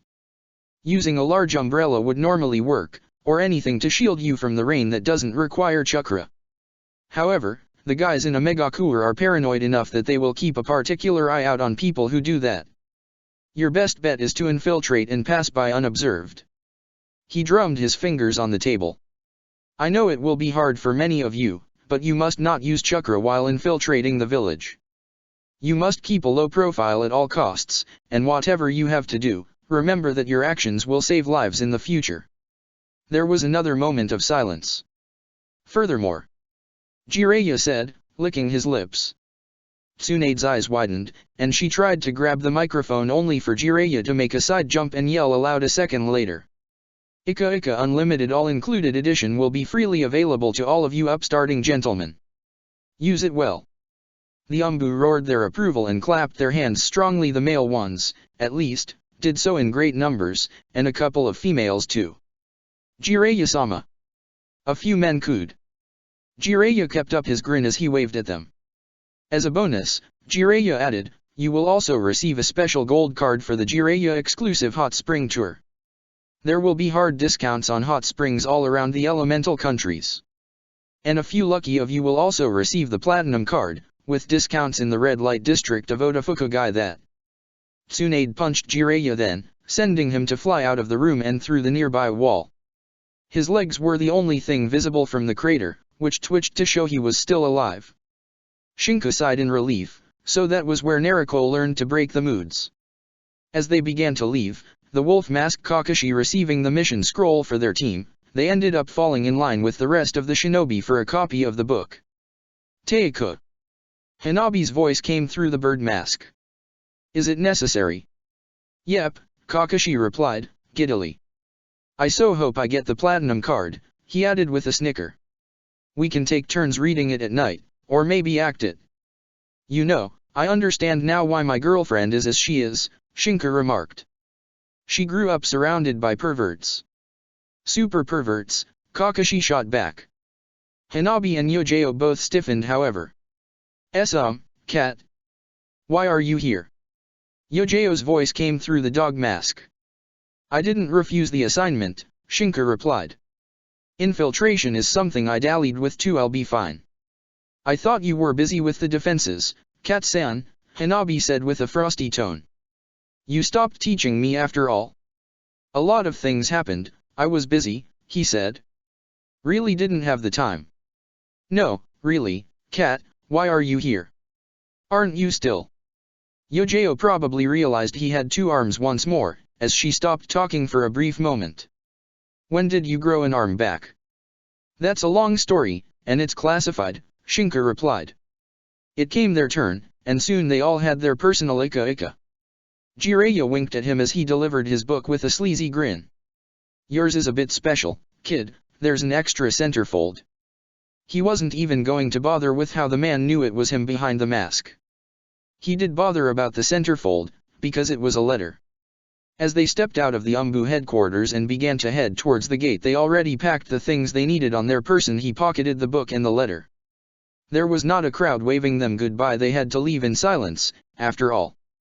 The hand gestures from Kakashi made it clear they were to start being careful from the get-go, and so Shinka's breathing evened out the split second he was out of Konoha's gates. This was a mission. He was back at work. He clenched his fists and kept his gaze focused on Kakashi's back. They would be running for days under the shade of the trees, sticking to the shadows and without making a single noise. They would enter foreign territory and fight against overwhelming odds. Every shadow could be an enemy. Every rock or branch could hold a trap. And he didn't care. Behind his mask, Shinka Harino was smiling. He was back in his element. He was back where he belonged, where he tried his hardest not to be, and yet, in the end, it was where he had chosen to go. When the sun died out and they camped to rest, they lit a small fire under a large tree, digging down within its roots. He opened his letter then, slowly adjusting his sight to the poor illumination in order to read it. The penmanship clearly belonged to Jiraiya of the Sun, and he had autographed each version of his Ika Ika, and the letters were the same. I really wanted to talk with you, kiddo. Unfortunately, if you're reading this, it means there wasn't much time. I want to be frank with you. My goddaughter could do with someone way better. She'd just have to flutter her eyelids, and she'd get any shinobi or not in Konoha at her feet, giving her gifts every day and every night, singing her sweet love songs and praising her beauty. She could probably even get the Lord of the Land of Fire if she really wished for it, but that isn't the point I'm trying to make. She could do with anyone better than you, but she chose you. I accept that. She's happy, and I accept that. As her godfather, it's my duty to see to her now that her father is no longer alive. Her father died to protect you, and if my student, the man I viewed as a son, decided to sacrifice himself to save you, then it means he saw something in you. I haven't the foggiest clue what that is. I don't know what makes you special. I couldn't care less if you were so special you'd be a snowflake or so average you'd be a boring face. What I know is that two people I care about saw something in you. I will accept their opinion and think that you're probably a great kid. Still, I have my doubts. You have to understand that my goddaughter is like the granddaughter I'll never have, and anything that makes her happy makes me happy. But I know how love can sometime blind people to the truth. I'm an example of it, of sorts. Therefore, I'm going to be clear, clearer than I have ever been before. Naruko said something horrible recently. It was quite the surprise, because it felt so much different from what she normally would say, so much against her very nature, that I had no doubt that some foul play was involved. I do not know if you were in part responsible for it, or if you simply did not realize it. I know it clearly has something to do with Danzo. I know this, and I will find out whether you aided him or not. If you did, then I will not show you any mercy, because it takes an all-new level of viciousness to lie to someone like Naruko and hold a straight face to the rest of the village. If you didn't, if you were a victim like her, then I hope this letter opens up your eyes to who Danzo really is. If it doesn't, then I will kill you. That froze Shinka's breath.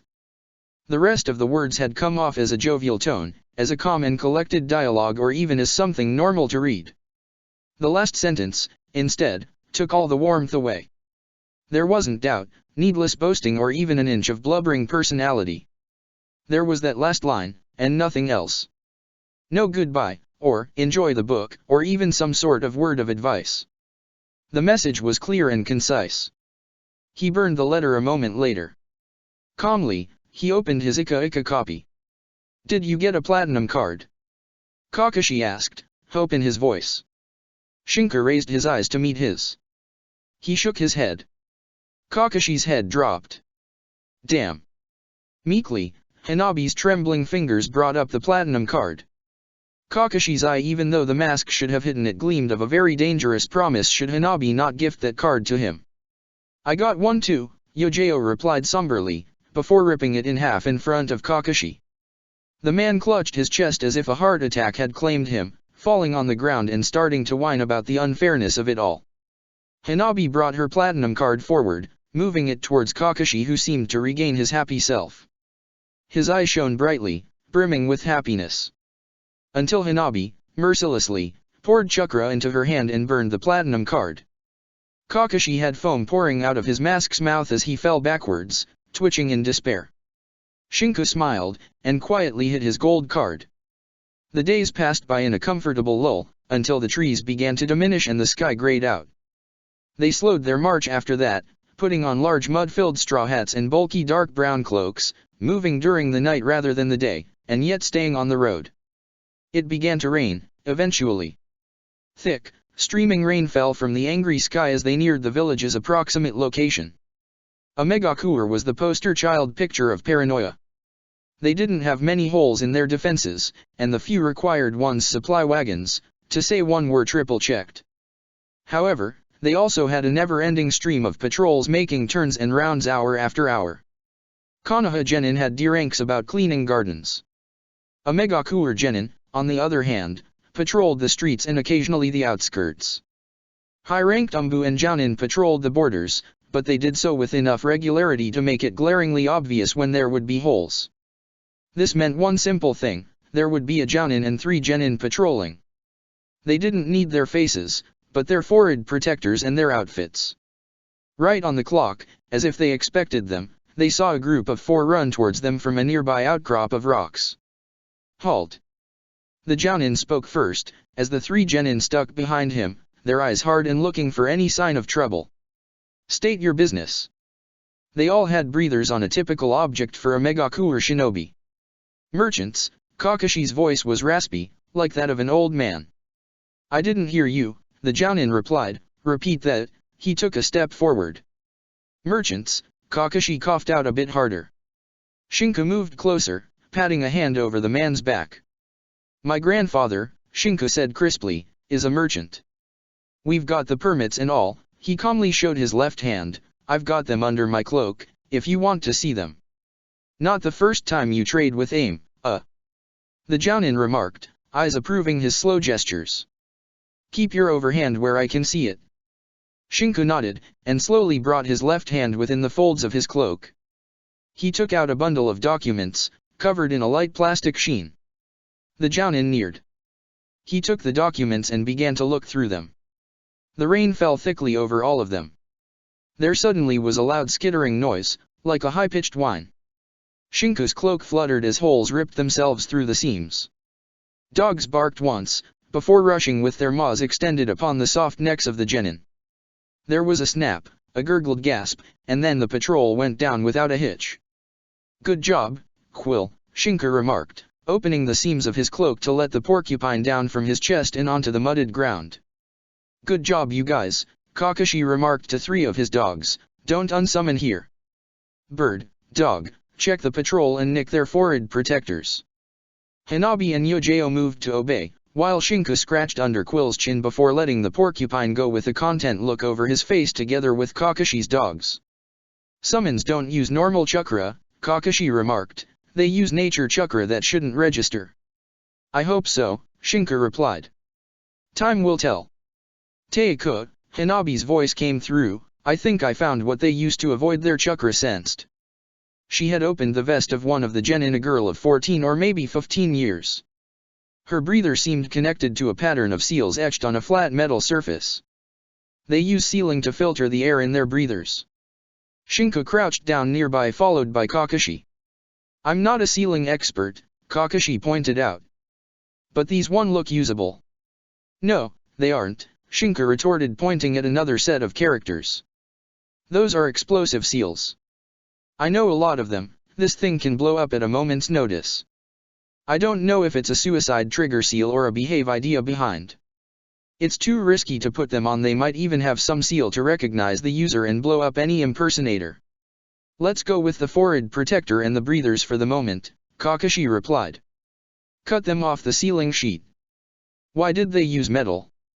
Hanabi asked, as she extracted a small saw and began grinding away at the weakest connection point. Chakra conductive metal, Kakashi said. It's worth quite a few hundreds ryo per gram too, but paranoia has no limits. And they couldn't use paper not with the downpour they always have. He looked around. Once the land of rain was a country like any other's trees, rocks, paved roads, and villages. Wars, however, they changed the land and its people. It made them bitter, antagonistic, and angry. I don't know if they're angrier at themselves for not being able to protect their country, or if they're angrier at the world, for what they did upon their land. Kakashi exhaled. We should cover these up, he gestured towards the corpses. Dog, take out the shovel. This reminds me of that time training, Yojao said, unclasping from her belt a compact shovel. The instructor wanted us to do some basic stuff without chakra because, she began digging, grunting in effort as she pushed the mud away, he wanted us to be able to fight even with a chakra seal on. Interesting, Kakashi deadpanned. Anyone reached chapter 17 of the new Ika Ika? It was to be said, nobody spoke of random stuff better than a group of Umbu disposing of a few corpses under a heavy downpour. We should move them off the road, Hanabi pointed out. That's cute, but no, Kakashi said. There's too much rain and mud anywhere else. At least the roads have a semblance of being solid. They'd be out in the air in a matter of hours, and I don't really want to still be here for the next patrol. Bird, give a hand to Dog, would you? Hanabi nodded and obeyed. Shinku closed his eyes, concentrating on the downpour. He could feel the water gliding over him like a mantle, and even the thick impermeable cloak was starting to weight down on him. We'll have to swim it through, right? He asked in the end. Kakashi hummed. We'll hijack a boat. The waters have a Megaku or shinobi. That's why we're going to use the breathers and get ourselves a piggyback inside. Shinku acknowledged the plan with a groan. Wonderful. The corpses hidden, the forehead protectors swapped and the outfit changed beneath their cloaks, a perfect copy of a Megaku or shinobi uniforms was already on after all. The four ran ahead, pushing through the next ring of patrols and coming to a halt at the lake's borders, near the merchant's docks. It was a small outcropping of a few metal houses, with a metal pier and a couple of boats held fast by thick ropes. Two shinobi stood guarding the entrance to the pier, while the few merchants hid beneath a metal rooftop while chilling for the downpour to slow down. The breathers hid most of their face from view, and the low visibility because of the rain made it all easier to reach very close to the two guards and slice their necks. Yojao used her sword to behead one, while Kakashi had his tanto working on the other man. Hanabi and Shinku dumped the corpses quickly in the water, where they didn't even hear them splash, so strong was the rain falling by that point. Thunder streaked along the clouds, while the wind blew hard. More than simple rain, it felt like a typhoon. Do we know how the others are going to get in? Shinku asked as soon as the boat was free to ship away and the merchants brought upon it. Kakashi gave him a look, his breather his most of his face, but certainly not his eyes. One of the two simply held close rather than hidden with the forehead protector. A team is going to dig, he replied after a while. Couple will try the air route, he added. I know a few who'll try to substitute with patrols, but because of what we saw, I think those are bound to fail. Shinku sucked air in sharply, turning to gaze to the end of the small boat, where the merchants were all huddled together, kept under observation by Yojao and Hanabi, both of them acting the part of a Megaku or shinobi. The boat didn't have a cover, if not for a large plastic wrapping that encased the radio and nothing else. They were constantly under the rain, the sensor rain. Can't warn them. I hope they have someone good with sealing in their midst, Shinku mumbled. The hardest part has yet to come, Kakashi replied. We have to scale the walls. Don't worry about that, Shinku grinned, although the breather hid his smirk. I have a solution. We'll just need to time it right and we can vault over the walls. He closed his eyes. There should be a checkpoint soon, right? If the information is right, yes, Kakashi replied. It should be midway through. Do you want to do the talking? He gestured towards the radio near the helm of the boat. Shinku nodded, grabbing it and pushing the button to speak through it. This is Boat Alpha 3. Alert code 056, coming through with merchants and supplies. Permission to proceed. Alert code 056 was last week's password.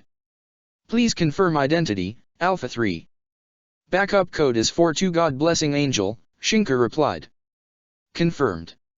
New alert code for the week is 739, the radio replied. Don't forget it. God bless us with his angel, Shinka replied.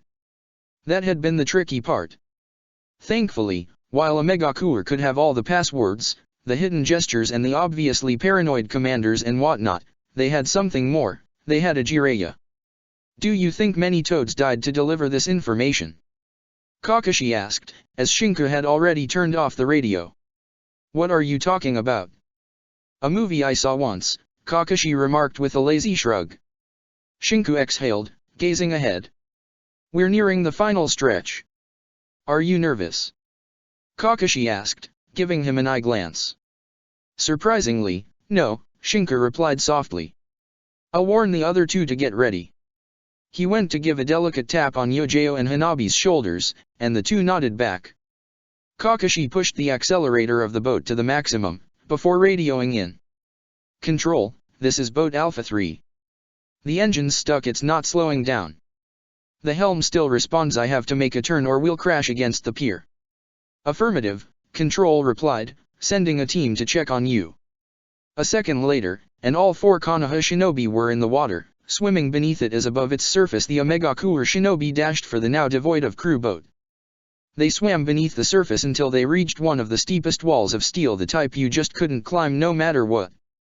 Stay, Kakashi gurgled, holding himself to a rock, until it gets darker. Hanabi's teeth clattered as she gripped a rock too, her face half submerged in the lake's water. Shinku eased his breath. The Omegakuer uniforms were made to survive cold water and frequent immersions. They wouldn't die of hypothermia or something similar, but it would sap their strength anyway. There was still an hour before dusk.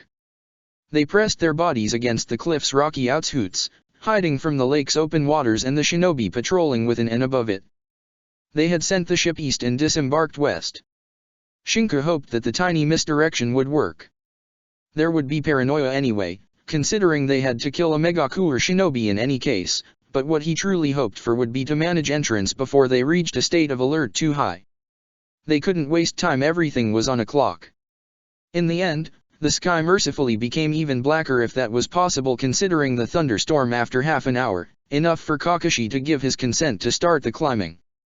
They pushed their wet and soggy bodies against the steel wall, before Shinku proceeded to present to them a grappling hook and a mechanized launcher. Courtesy of the hospital, he muttered, pointing the hook upwards. Anayo and Shosuke worked on it. It should hold our combined weight. There's not much to grab up there, Hanabi murmured, gazing towards the end of the wall. It's pretty tall. Trust me, Shinku replied. This thing goes way up high.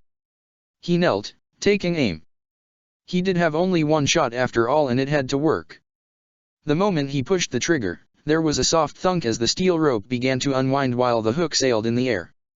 A few moments later and the rope stopped, tensed, and then clicked once softly. Shinku pulled at it a couple of times, before giving a nod to the others. Kakashi gave a nod back. I'll go up first, Kakashi said, gripping with both hands to the rope. If I give the all clear, then you can climb. Otherwise, well, try to get inside in one piece without me. Yojao patted Kakashi's back once, and Kakashi crinkled his only open eye in amusement. He began his climbing and soon he disappeared into the darkness of the dying day. A few minutes passed, before a metallic object fell down at their feet. It was Konoha's forehead protector and it wasn't slashed. Yojao grabbed it, before starting to climb up next. Hanabi went third. He went last, clicking the rewind button on the hook launcher and gliding his way upwards. When he landed softly on the overlooking balcony of the wall, his breath stilled. I call this luck, Kakashi remarked dryly. I call this, shit is about to go down and we're all going to die horribly, Yojao pointed out. We're going to die, aren't we? Hanabi murmured. The hook had launched itself beyond the wall, but when it had begun to fly back to grip at the steel rail, it had also dug into the neck of the two guards patrolling its upper level. That stroke of luck had been the reason no alarm had sounded. That stroke of luck usually meant the mission was about to go down very hard in a very short amount of time. On the ground, the two guards' corpses had already bled out, coloring the steel surface crimson although the rain was already washing it away. You know, the only other person I know who has luck just before shit hits the fan is the Hokage, Kakashi drawled out as they moved away from the spot and entered a stairway going deeper into the side of the steel wall. She always wins seconds before something massively wrong goes down. There was a locked metal door at the end of the stairway, which probably led deeper within, but Hanabi tiptoed closer to it. She looked towards Kakashi. "It's not raining in here," he remarked, before giving her the all-clear. "Go for it." "Byakugan," Hanabi whispered, before flinching visibly. Jiraiya-sama was right. There's chakra everywhere in the rain, it must cost a hefty amount of chakra to keep this technique running. "Guards beyond the door?" Kakashi asked. "None," Hanabi replied. "The nearest ones are 2-3 floors below, having dinner. I can't sense past that. The rain is a sort of wall of chakra, and I can't see past it." "How many guards in the wall are there?" Shinku asked, frowning. "A couple of hundreds," Hanabi replied. "The walls appear divided in sections, and the doors move like they're vaults, with combinations and seals. I think I can open this one." She removed her tools and began to work at it. The lock is a bit rusty, but not too difficult. The door's lock clicked, as the door swung open softly. "There," she whispered out in relief. It was a square room with stairs leading down and another door proceeding towards the next section of the wall. "We need to get to the streets," Kakashi said. "Can you give us the shortest route?" he asked to Hanabi. The Hyuga nodded back, before starting to creep against the wall. "Follow me," she hissed. "There are tripwires and alarms everywhere, it's a wonder they can walk through them without tripping even one." They silently made their way down a few ramps of stairs, sticking close to the ceiling or the walls rather than the center of the corridors. They actually reached a window on the ground floor, which gave upon a dirty rain-filled alley. "I can't see beyond it," Hanabi whispered. "Deactivate the Byakugan," Shinku murmured back. "We'll have to make do." He looked through the downpour, trying to catch a shinobi on a nearby rooftop to no avail. If there were guards, they could just as well hide inside the puddles rather than the walls. "We can't leave from the main entrance," Hanabi swallowed nervously. "There are too many guards there, and there are seals and the like checking." "We made it this far," Kakashi replied. "I'm making the field call." He looked at the floor. "Will it trip any alarm if I dig my way through?" "The floor's steel," Hanabi replied. "And there are seals that check if the floor is whole or not." "They must have some very good seal masters," Yojao mumbled, "to have all these seals out in the open." "It doesn't look good," Kakashi agreed. "It really doesn't look good at all." Hanabi opened the window, and soon the cold air and the water began to pour inside. Staying away from the water puddle, Kakashi went through the hand seals to create a cage bunshin. "Hide," Kakashi hissed, and soon the four of them disappeared within the room as the solid clone left through the window and began to run away from the place. A moment later, a Megakure shinobi yelled the halt, and began to pursue. A split second after that, the four Umbu left through the window in the opposite direction. They kept to the side streets, trudging their way through dark and shambled corridors that dug themselves deep within the concrete of the city. Tall skyscrapers filled with iron tubes shot to the skies, as the heavy rain formed swamps of mud and waterfalls all around them. Kakashi chose a random door of a random building, and Hanabi unlocked it a moment later. The process was slower, because the girl couldn't check for traps with the Byakugan. Yojao moved close to give a helping hand, while Shinku and Kakashi stood guard. "You know," Shinku remarked with a croaking voice. "We've been nothing but lucky until now." "I don't like it," Kakashi nodded. "Pessimists," Yojao grumbled. "We just have to stick around for 3 days, if you're worrying so much." The door clicked open, and soon all four were inside. They closed the door behind them, but did not relax yet. They began to make their way upstairs. The people within the building hadn't heard them, but even if they did, they wouldn't talk. They were a Megakure shinobi, walking quietly up the stairs. They knew that was what happened to dissidents, so nobody thought it strange. They just clutched their children and prayed they weren't coming for them. Choosing a room proved difficult, but not by much. It had to be on a level where the buildings nearby would hide the window, and at the same time make it not low enough that shinobi dashing through could see inside. The 5th floor was as good as any other. Hanabi nodded at the silent command, and unlocked the door. They stepped inside quietly. That was when the luck ended. Is that you, Satoshi? A female voice asked. Hanabi threw the kunao before even looking, acting on instinct and reflexes alone. The kunao dug itself into the flesh of the woman, piercing straight through her neck. Yojeo assisted in the attack without a second thought, instinct overriding everything else as she sliced the head just to be sure there would be no screaming. Kakashi closed the door a moment later. There's one more, Shinka remarked, looking at Kakashi and starting to secure the room. Kakashi nodded. Bird-san, Hanabi whimpered. Shinka's ears tensed. Bird-san, Hanabi whimpered once more. Shinka turned, and this time he caught onto Hanabi's stretched hand. There was a baby in a crib. It was sleeping, but for how long? Kakashi closed his visible eye and walked forward. Bird-san, Hanabi meowed out pitifully, looking at Shinku as if he held an answer to that. What do we do? Shinku moved forward, planting his hands on Hanabi's shoulders. Calm down, Shinku whispered. You couldn't know, and even if you did, you still had to. But... Silence, Kakashi hissed. Cat, at the door, he whispered, listen for who's coming up. He turned towards Hanabi. Bird, when Cat gives you the signal, check with the Byakugan if he's our guy, there's a photo on the fridge. Hanabi, still pale, nodded. Yojeo pulled out a scroll, sealing the corpse within and then proceeding to lock the windows already closed, but locking them would give them more time if someone tried to barge in. Cow, Kakashi said suddenly. His name is Cow. Rainfall. Yojeo murmured. That's a nice name, I suppose. You're a lucky kid, Kakashi muttered, staring into the crib. We'll have to keep you around. It might scare the neighbors if you stop crying. What if they have a babysitter of sorts? Yojeo whispered back.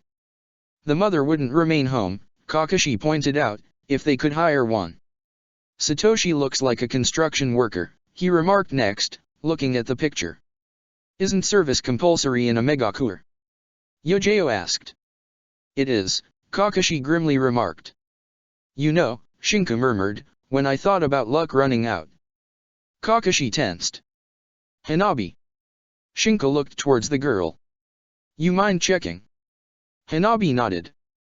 Byakugan. A man was running up the stairs. 5 Omegakure shinobi followed him, in drunken stupor. You can't be serious, Yojeo pleaded. I've got this, Shinku replied, bringing up his right hand. Tell me when they're all behind the door, Hanabi. They were drunk.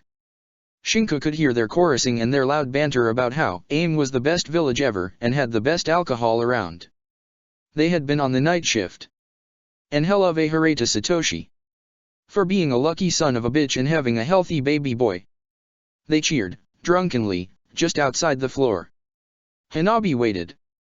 Satoshi fumbled with the keys. Honey. Satoshi yelled, I brought back home my friends, they all wanted to see the little rascal. Shinku ripped his right sleeve and closed his eyes. Tendrils and branches began to emerge from his skin. The door opened. Hanabi gave Shinku a nod. Branches as sharp as steel shot out at incredible speed, piercing through the bodies, the bones and their vests, ripping apart their innards and pushing through all the way to the other end of the floor. The branches deformed, gripping onto the flesh sacks of the shinobi as Shinku pulled himself back inside, followed by the now corpses of the Omegakure shinobi. A tattered mess of limbs and hole-filled torsos formed a mountain of blood on the floor. Kakashi gave one single look at the mess and deadpanned a second later. We're leaving. Shinku swallowed noisily, before nodding back. On the positive side, there were now at least 6 less shinobi of Omegakure. On the negative side, this would probably alert every single shinobi in Omegakure that there was a very dangerous enemy shinobi on the loose. What about the baby? Hanabi asked. Someone will come around and take care of him, Kakashi remarked. Now, we move. Hanabi gave one last look at the crib and at the still sleeping kid that hadn't even realized he was an orphan now and that would never remember his parents' face. She followed out of the door last. If this was the first day, Hanabi dreaded what the last would be like. Check the description for the links to the author.